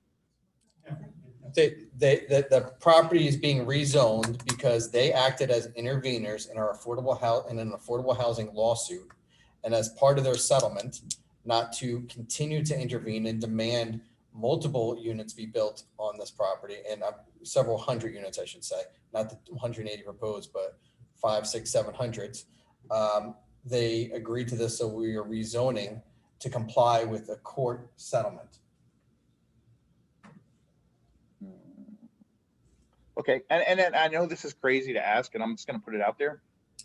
What does the Trump executive order to end given the property back to suburbia, is there an impact at the state level or at the local level, or is that to be determined? No, to be blunt, because we have a New Jersey Constitution that basically says that everyone has a right to own land in the state. And based on that, there was a Mount Laurel decision. And again, I won't bore you for extra time from Mr. Bernstein to go through all that, but we have it in our courts. And although it might have been referenced by someone suing at some point, the rollback, the rule that was in place during the Obama administration President Obama, that was rolled back during President Trump recently, it has little to no bearing on the requirements that we have here in the state based on our state constitution and court cases that have been decided already. Not only that, Your Honor, it has nothing to do with the affordable housing we're talking about. It deals with what is euphemistically known as Section 8. Okay. Which none of this is. So, but I appreciate the comment, Tom.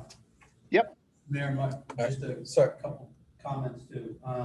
First of all, I just want to make sure everyone, again, is clear on the fact that, yes, the zoning sets the standard for what can be built there.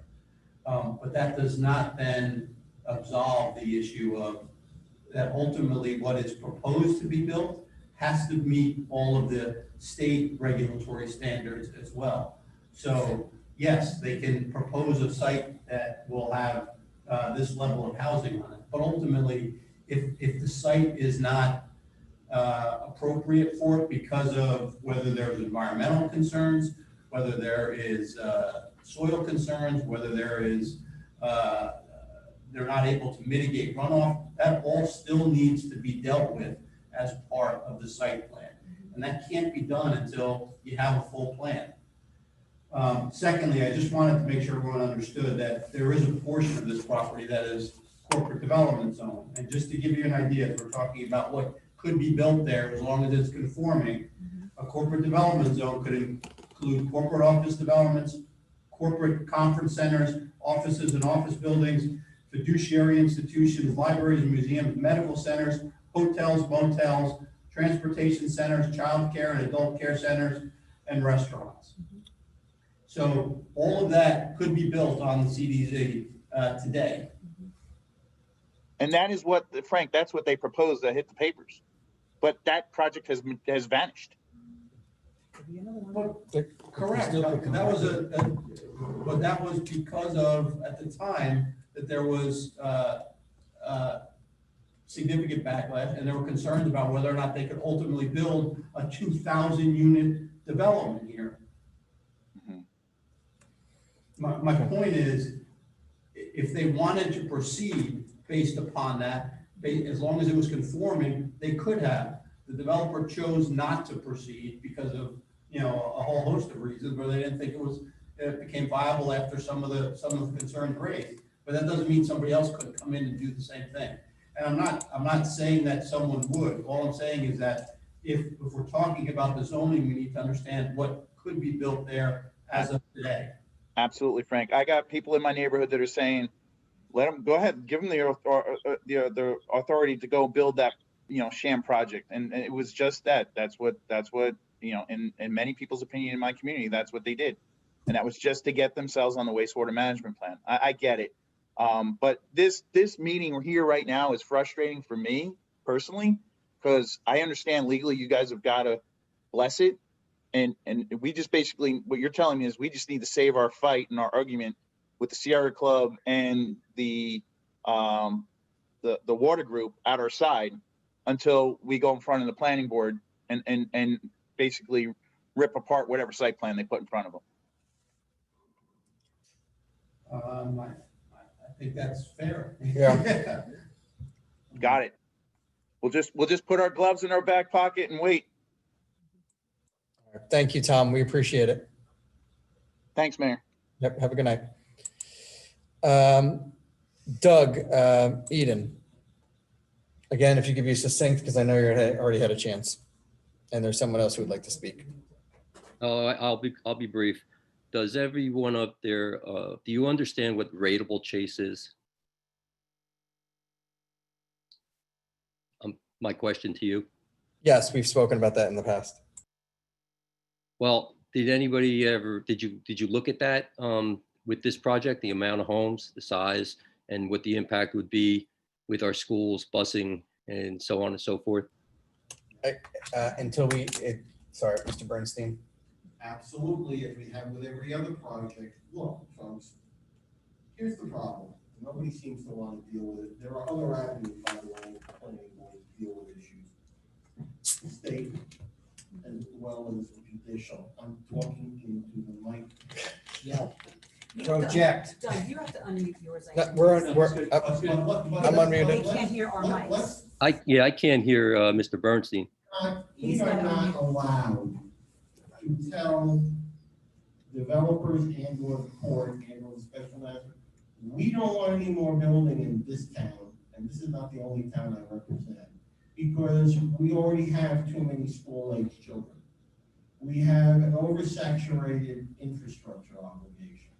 Right, wrong, or indifferent, the New Jersey Supreme Court decided in 2015 that what was key to all of this was land and affordable housing. The more land you had that was vacant and developable, the more affordable housing you were going to potentially have to build. No numbers, no idea. It's been litigated, especially before Judge Jacobson in the West Windsor case. Hillsborough's obligation is well in excess of what the ultimate number is going to be. But the fact is that we've had these conversations. I know it's frustrating for the residents in this township to come before this governing body and feel like nobody is paying attention. I will tell you, we have had these conversations over and over and over again with developers who have wanted to build a lot more units than we agreed to a special court master who was authorized by Judge Miller to represent his interests in these negotiations over and over and over again, as well as fair share housing, who, with all due respect to fair share housing, the current acting state controller and his successors in interest, they only care about one thing: building affordable housing. Don't care how many more units it requires, don't care how many more kids it creates, doesn't care where it gets built, whether it has transportation or it doesn't, whether it meets the needs or it doesn't meet the needs of the community. All they care about is building affordable housing anywhere and everywhere. And yes, chances are it will be oversaturated. The number of units potentially predicted for this round for affordable alone is well in excess of what New Jersey probably will ever need. They don't care. And the builders are more than happy to quote unquote assist because they understand what comes with it. Potentially more market rate units in order to graciously, and I put that in quotes, build affordable housing. I live in Bridgewater. I drive down the street around the corner and I stare at almost daily the state's largest affordable housing complex, also known as the Hills. That is packed with market rate housing that 3 towns didn't need because they couldn't come to an agreement on this. This is how towns get into issues like the Hills. We're not having the Hills. We're not having the Hills on the quarry site. We're not having the Hills on this site. We're not having the Hills on any site because this township made it its decision to get the best possible deals, understanding the consideration. So if the public should not be without the understanding that all of the components about more housing and all of the things that come with it were not something that this township committee or prior township committee ever said, absolutely, let's see how much more housing we can build in Hillsborough. These people on this dais and myself and the administration are doing everything we can to try to resolve these issues. We took hundreds of affordable housing units and thousands of market rate units out of the mix when we acquired the Sherman property and when this township acquired Hillsborough properties. In and of itself could have generated several hundred more affordable housing units, and with that, several thousand more market rate units. So I understand it is frustrating for me as much as it is for all of you in these meetings that you don't have to sit through, to understand that that this committee is trying to do its level best, considering the playing field is not skewed in their direction. Thank you, Mr. Bernstein. Doug, do you have any other comments? Yeah, just real quick. But it's your responsibility, I want to say, in my opinion, to be prudent and responsible to the township and to, the people in this township. I mean, I don't want to just say, hey, all right, goodbye Hillsborough as we once knew it, just because we're getting affordable housing stuffed down our throats. We still need to be responsible when it comes to environmentally sensitive properties and wetlands. I mean, in this case, we don't even have the Hillsborough Environmental Commission involved in this. I mean, this property, the environmental. Mr. Eden, they wouldn't be involved yet until there was an application. I understand that. And I think in this case, that's wrong. Because who, can I continue? Yes. Who's going to be responsible? So, I mean, I understand. And, Frank, I just want to say, who's going to be responsible to bring these reports from Peggy Snyder forward to the DEP? I mean, they're not going to go out and find them on their own. I mean, and if they, maybe they will, maybe they won't, but I mean, isn't it somebody's responsibility, which would be the Environmental Commission? Wouldn't they want to be involved in this? From what I understand, I sat on one of the Environmental Commission meetings, and when they were looking at the Timco property, they had an application, they didn't even have a concept plan. And the Environmental Commission was involved in that. And here we are with a proposed 180 homes on 97 acres that are sitting right in the middle of wetlands, and the Environmental Commission's not even, we had no voice, and we didn't hear anything from them. I think that's just kind of irresponsible. And I honestly feel that, I know that you guys have a protocol, but this is an exception to the rule, in my opinion. And relying the governing body, more importantly, the citizens of the township. The Environmental Commission is an advisory body to the planning board and periodically to the township committee on ongoing applications. If they are making comments, and they regularly do, and a member of the Environmental Commission that sits on the planning board as per state law, that's when the Environmental Commission gets its so-called turn it back when it comes to these issues. And this Environmental Commission, in my experience over 20 years, has always done its due diligence and then some, and gone to bat for the residents of this township. And I expect it will go to bat on every application that we're dealing with now, as it has all along. Okay, thank you. Thank you, Mr. Eden. Okay, thank you for your time. Gerard Pascale. Jared? Yes, Jerry Pascal, Mayor. Can you hear me okay? We can hear you. Great. My name is Jerry Pascal. I live at 3 Ralston Hill Road in Mendham. For 35 years, I, myself and some friends, acquired and have owned and have paid taxes on a piece of property, which is block 18301, lot 40. It's adjacent both to the Claremont. Sorry, can you just speak up a little bit? I'm sorry. Could you just speak a little louder into your microphone or headset or whatever? Yes, sir. I'm trying. Yes, sir. Can you hear me now? Yes. Is that better? Sorry.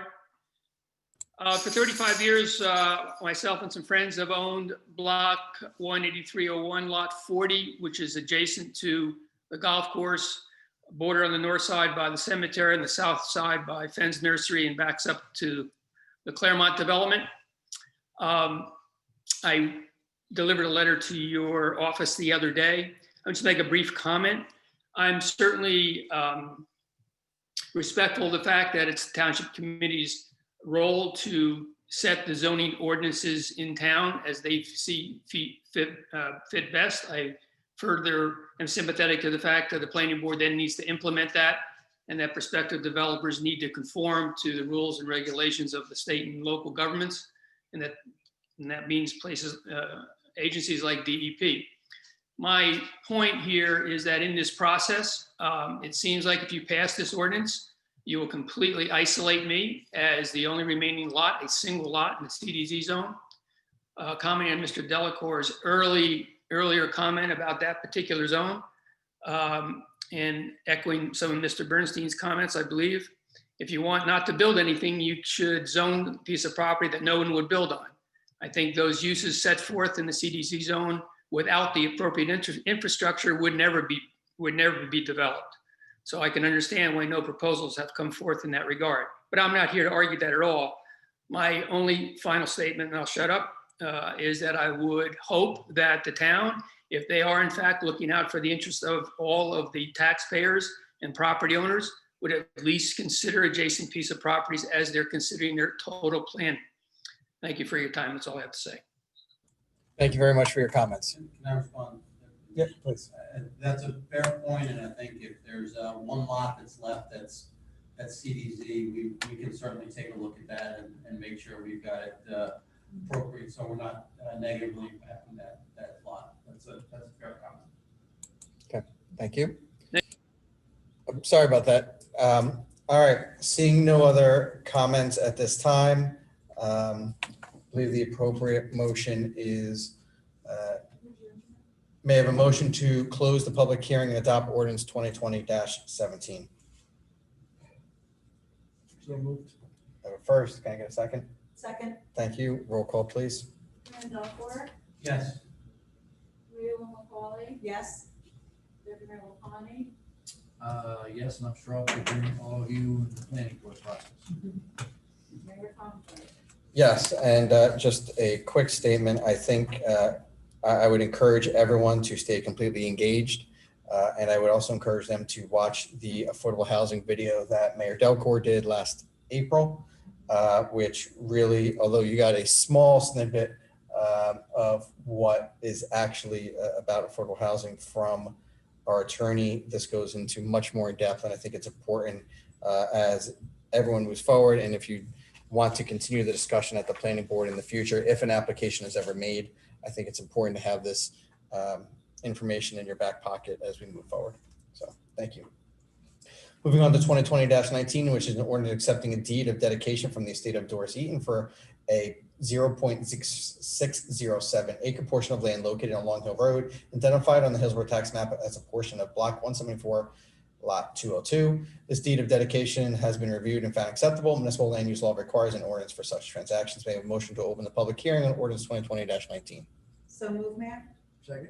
Thank you. All in favor? Aye. Any opposed? Seeing none, is there any discussion from the dais? Seeing none, any discussion from the floor, please raise your hand virtually. Seeing none, may I have a motion to close the public hearing and adopt ordinance 2020-19. So move. Second. Roll call, please. Aaron Delport, Yes. Leila McCauley, Yes. Deputy Mayor LaPlante, Yes. Mayor Thompson. Yes, moving on to introduction of new ordinances, 2020-21, ordinance authorizing ground lease with New York SMSA Limited Partnership, also known as or doing business as Verizon Wireless, for a portion of ground space at the Hillsborough Municipal Complex, Communications Tower, Site 379 South Branch Road, Block 149.01, Lot 1.02, Hillsborough, New Jersey. Further consideration and a public hearing will be held on September 8th, 2020. May I have a motion to introduce this ordinance? So move, Mayor. Second, roll call, please. Aaron Delport, Yes. Leila McCauley, Yes. Deputy Mayor LaPlante, Yes. Mayor Thompson. Yes, next on to 2020-22, an ordinance amending the salary ordinance to include the position of Deputy Director of Environmental Programs and Public Health and setting forth the salary. For the consideration of public hearing will be held on September 8th, 2020. May I have a motion to introduce this ordinance? So moved. Second. Thank you. Roll call, please. Aaron Delport, Yes. Leila McCauley, Yes. Deputy Mayor LaPlante, Yes. Mayor Thompson. Yes, moving on to ordinance 2020-23, an ordinance appropriating certain monies held by the Township of Hillsborough, County of Somerset, State of New Jersey for the purchase of various capital improvements in the amount of $209,225 in and for the Township of Hillsborough. For the consideration of public hearing will be held on September 8th, 2020. May I have a motion? So moved. Can I get a second? Thank you. Roll call, please. Aaron Delport, Yes. Leila McCauley, Yes. Deputy Mayor LaPlante, Yes. Moving on to 2020-24, an ordinance amending Chapter 188 Land Use and Development, Article 5, Districts and Standards of the Code of the Township of Hillsborough by amending Section 113.5 TC Town Center District. For the consideration of public hearing to be held on September 22nd, 2020. So moved. Is that, hold on one second, is that date correct? that is correct. Okay, just wanted to double check. May I have a motion to introduce this ordinance? So moved. Second, thank you. Roll call, please. Stephen Belfour. Yes. Mayor McCoy. Deputy Mayor LaFawn. Yes. Mayor Thompson. Yes. Okay, moving on to the resolutions. Does anyone want to take any of the items separately? No, Mayor. Seeing none, could I have a motion on all of them except number 3 and number 14, which we already voted on? So it's consent agendas items 1, 2, and 14 through 13. 4 through 13, thank you. So moved, Mayor. Okay, Second. thank you. Any comments from the dais?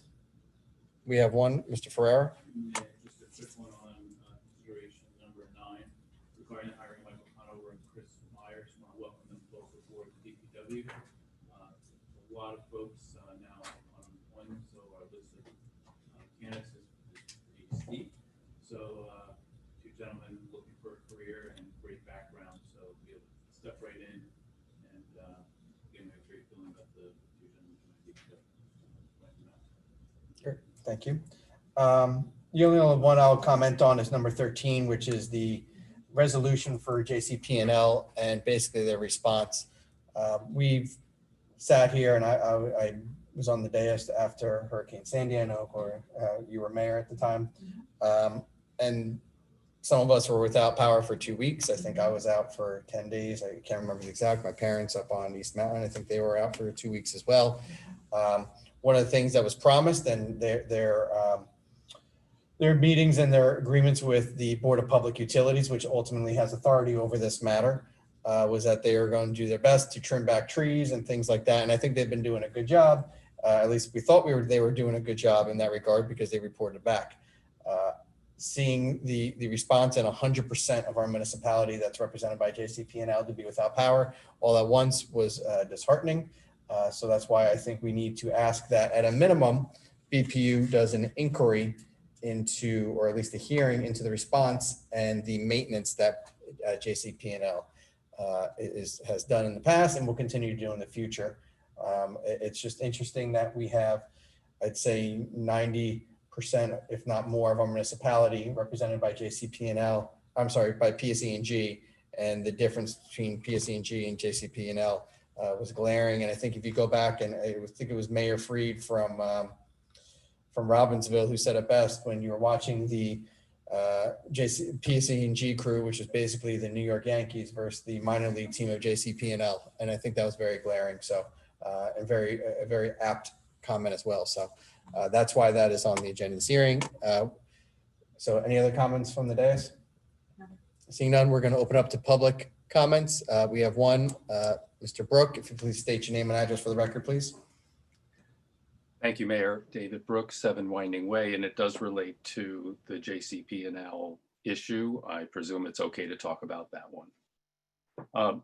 I want to thank you for expressing your concerns about the residents who have to live with the horrible electric delivery system of JCP&L, and its failure to provide everybody with reliable electric service.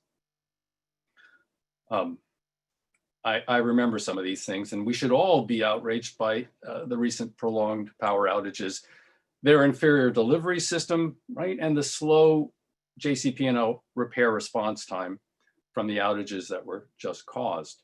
But here's the thing.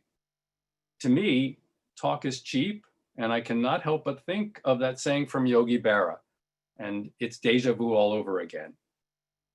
In 2012, you mentioned that year, on February 28th, and then again on September 25th, I came before this township committee after Tropical Storm Irene and a snowstorm that both caused significant power outages, mostly in the service territory of JCP&L on the mountain and the western portions of the township.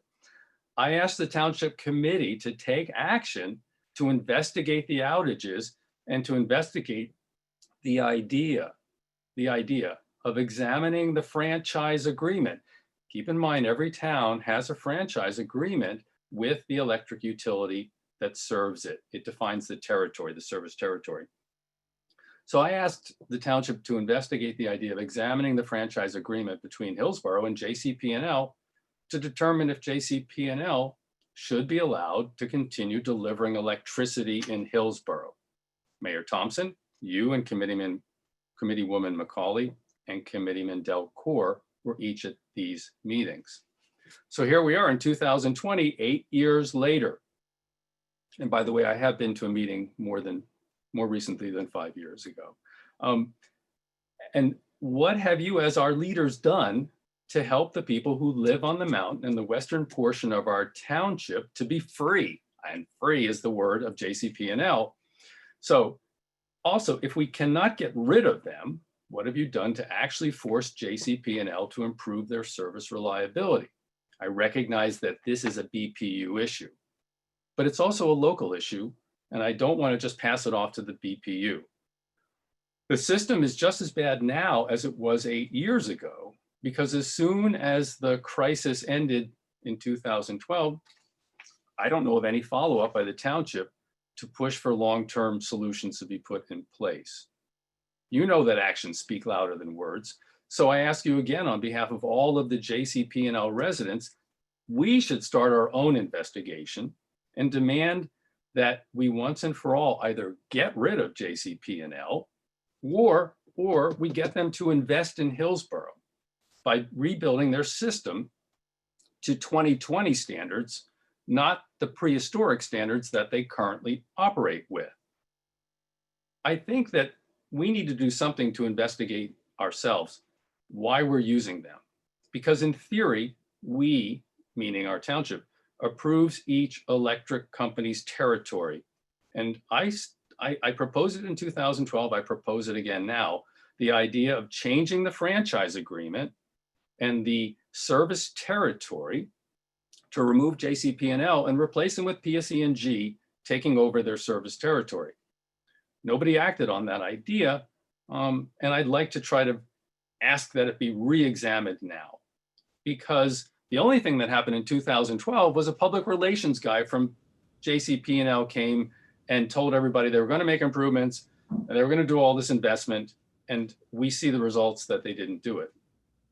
I also want to state for the record that I'm not here to promote any electric company over another, okay? But in terms of reliability, PSE&G has a much greater level of reliability, and I think we just saw it and you mentioned it.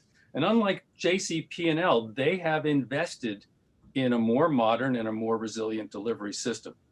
And it's pretty... All right, I just want to answer your questions, okay, David? I think we understand what you're saying. Mr. Willard, I think you had a comment. I would like to finish, but I will wait for I'm the sorry, other answers. I thought you were done. You were repeating yourself, so I was giving Mr. Willard a chance. Mr. Willard, if you want to talk, please do, and I'll just finish when you're done. I think Mr. Brook answered his own question in there where he indicated that the BPU regulates the utility providers, not the township. We have no regulatory authority over JCP&L, nor do we determine what JCP&L's territory is. I think that's a mistake on his part, that he thinks we determine what JCP&L's territory is. JCP&L could sell their lines if they wanted to, I'm sure, to PSE&G, but that would be two private entities or one might be public trade. In other words, we don't choose to have JCP&L, and we don't regulate JCP&L. The BPU regulates JCP&L. And if I remember correctly, I believe the year after you were mayor, it was Mayor Sirachi. I believe Mayor Sirachi continued this dialogue and actually investigated this to see what ways we could possibly move away from having JCP&L be a provider and move to PSE&G. And essentially what we learned was exactly what you're saying, is that this is governed by the BPU and it's a private entity owns the lines, and correct, that's the way it is. But there's not a franchise agreement that we voted on here that allows them each year to continue service that we know of. We do not determine their territory. Okay. David, you said you had another comment? Was something said that was factually incorrect? I just wanted to get that on the record. It seems so, but Mr. Brook, did you have another comment? Yes, I do. I just wanted to say that, yes, you are correct. That is the BPU that regulates the utilities. But Mr. Willard, look at 48:2-14. And it's specific, NJSA, it specifically states that the BPU cannot approve a franchise agreement until a municipality does. So There is a franchise agreement. It might date back to 1900, but nobody seems to have looked for it. And I believe that if we look for it, we'll have a better idea with regards to what that agreement says, because ultimately the BPU must wait for a municipality to approve an agreement. Now we have. That doesn't mean if we look at the language of it, we might find out that there's an opportunity to amend or to negotiate something better. And that's all I'm saying, because their system, as you know, is fragile. They're using bare copper to bring the electricity in, and as soon as a branch hits it, it grounds out. PSE doesn't do that. PSE&G doesn't do that. So I think that there are a number of things that we can do. The problem is that right now, you can't just put it on the BPU and request an investigation and walk away. I think there are things that we as the township can look at to try to do to put pressure on the BPU if we have to, or anybody else to try to get more action done here. The storms are only going to get worse. We've got climate change that's increasing the frequency of these events.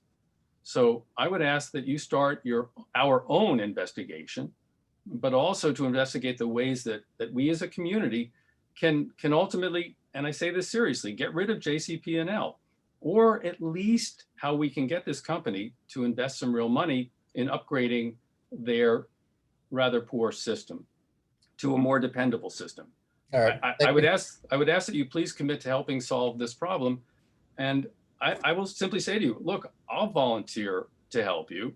And since you're mayor, you're right. It's not a Democratic issue. It's not a Republican issue. If we both put our efforts into it, we can accomplish some real change that everyone will benefit from. Thank you. Yes. If my recollection is correct, I realize it's a late hour, Mr. Brook cited NJSA 48:2-14. I'd like to read for the purposes of the record that statute. Okay. No privilege or franchise granted after May 1st, 1911 to any public utility by a public subdivision in this state shall be valid until approved by the board. Such approval shall be given when, after hearing, the board determines that the privilege or franchise is necessary and proper for the public convenience and properly conserves the public interest. In granting its approval, the board may impose such conditions as construction equipment, maintenance, service, or operation the public convenience and interest may reasonably require. And then there's a further discussion about auto buses. I would point out to the governing body, and I'm assuming Mr. Willard will separately as well, that this is already created municipal utility franchises now require after 1911 board approval, not the reverse, which is that it is required to franchise a territory by the municipality as to a BPU approval. I appreciate that. Thank you. I would leave that to Mr. Willard to provide further assistance to the governing body in its determination as to what to do about JCP&L. Okay. Thank you. And seeing no other comments from the public, roll call, please. Chairman Zakor, Yes. Chairman McCauley, Yes? Vice Mayor LaFawney. Yes. Mayor Thompson. Yes. We have a motion to approve claims list 2020-14. So move, Mayor. Second. Thank you. Any comments from the dais? Comments from the floor? Seeing none, roll call, please. Chairman Zakor, Yes. Chairman McCauley, Yes? Vice Mayor LaFawney, Yes. Mayor Thompson. Yes. Moving on, that concludes our regular meeting. However, we do have an executive session this evening. Ms. Bark, please read the executive resolution. Whereas Section 80 Open Public Meetings Act constitutes 31 of the public laws of 1975 permits the exclusion of the public from a meeting in certain circumstances. Whereas the Township Committee is of the opinion that such circumstances exist, now therefore be resolved by the Township Committee. Township of Hillsborough, Lake County, and Somerset State, New Jersey, as follows: the public shall be excluded from the discussion of here and after specified subject matter. Number two, the general nature of the subject matter to be discussed is as follows: contract negotiations, either the American Water, Brown Avenue extension. Number three, the Township Committee may take official action on those items discussed in the executive session upon the completion of the executive session. Number four, the minutes of those discussions shall be made available to the public as soon as matters under discussion are no longer confidential or sensitive nature, this resolution takes effect immediately. Okay. May I have a motion? So moved. Second. Thank you. Any comments from the dais? Comments from the floor? Seeing none, roll call. Yes. Yes. Yes. Yes, thank you everyone for attending the hearing tonight. We appreciate it. Have a good night.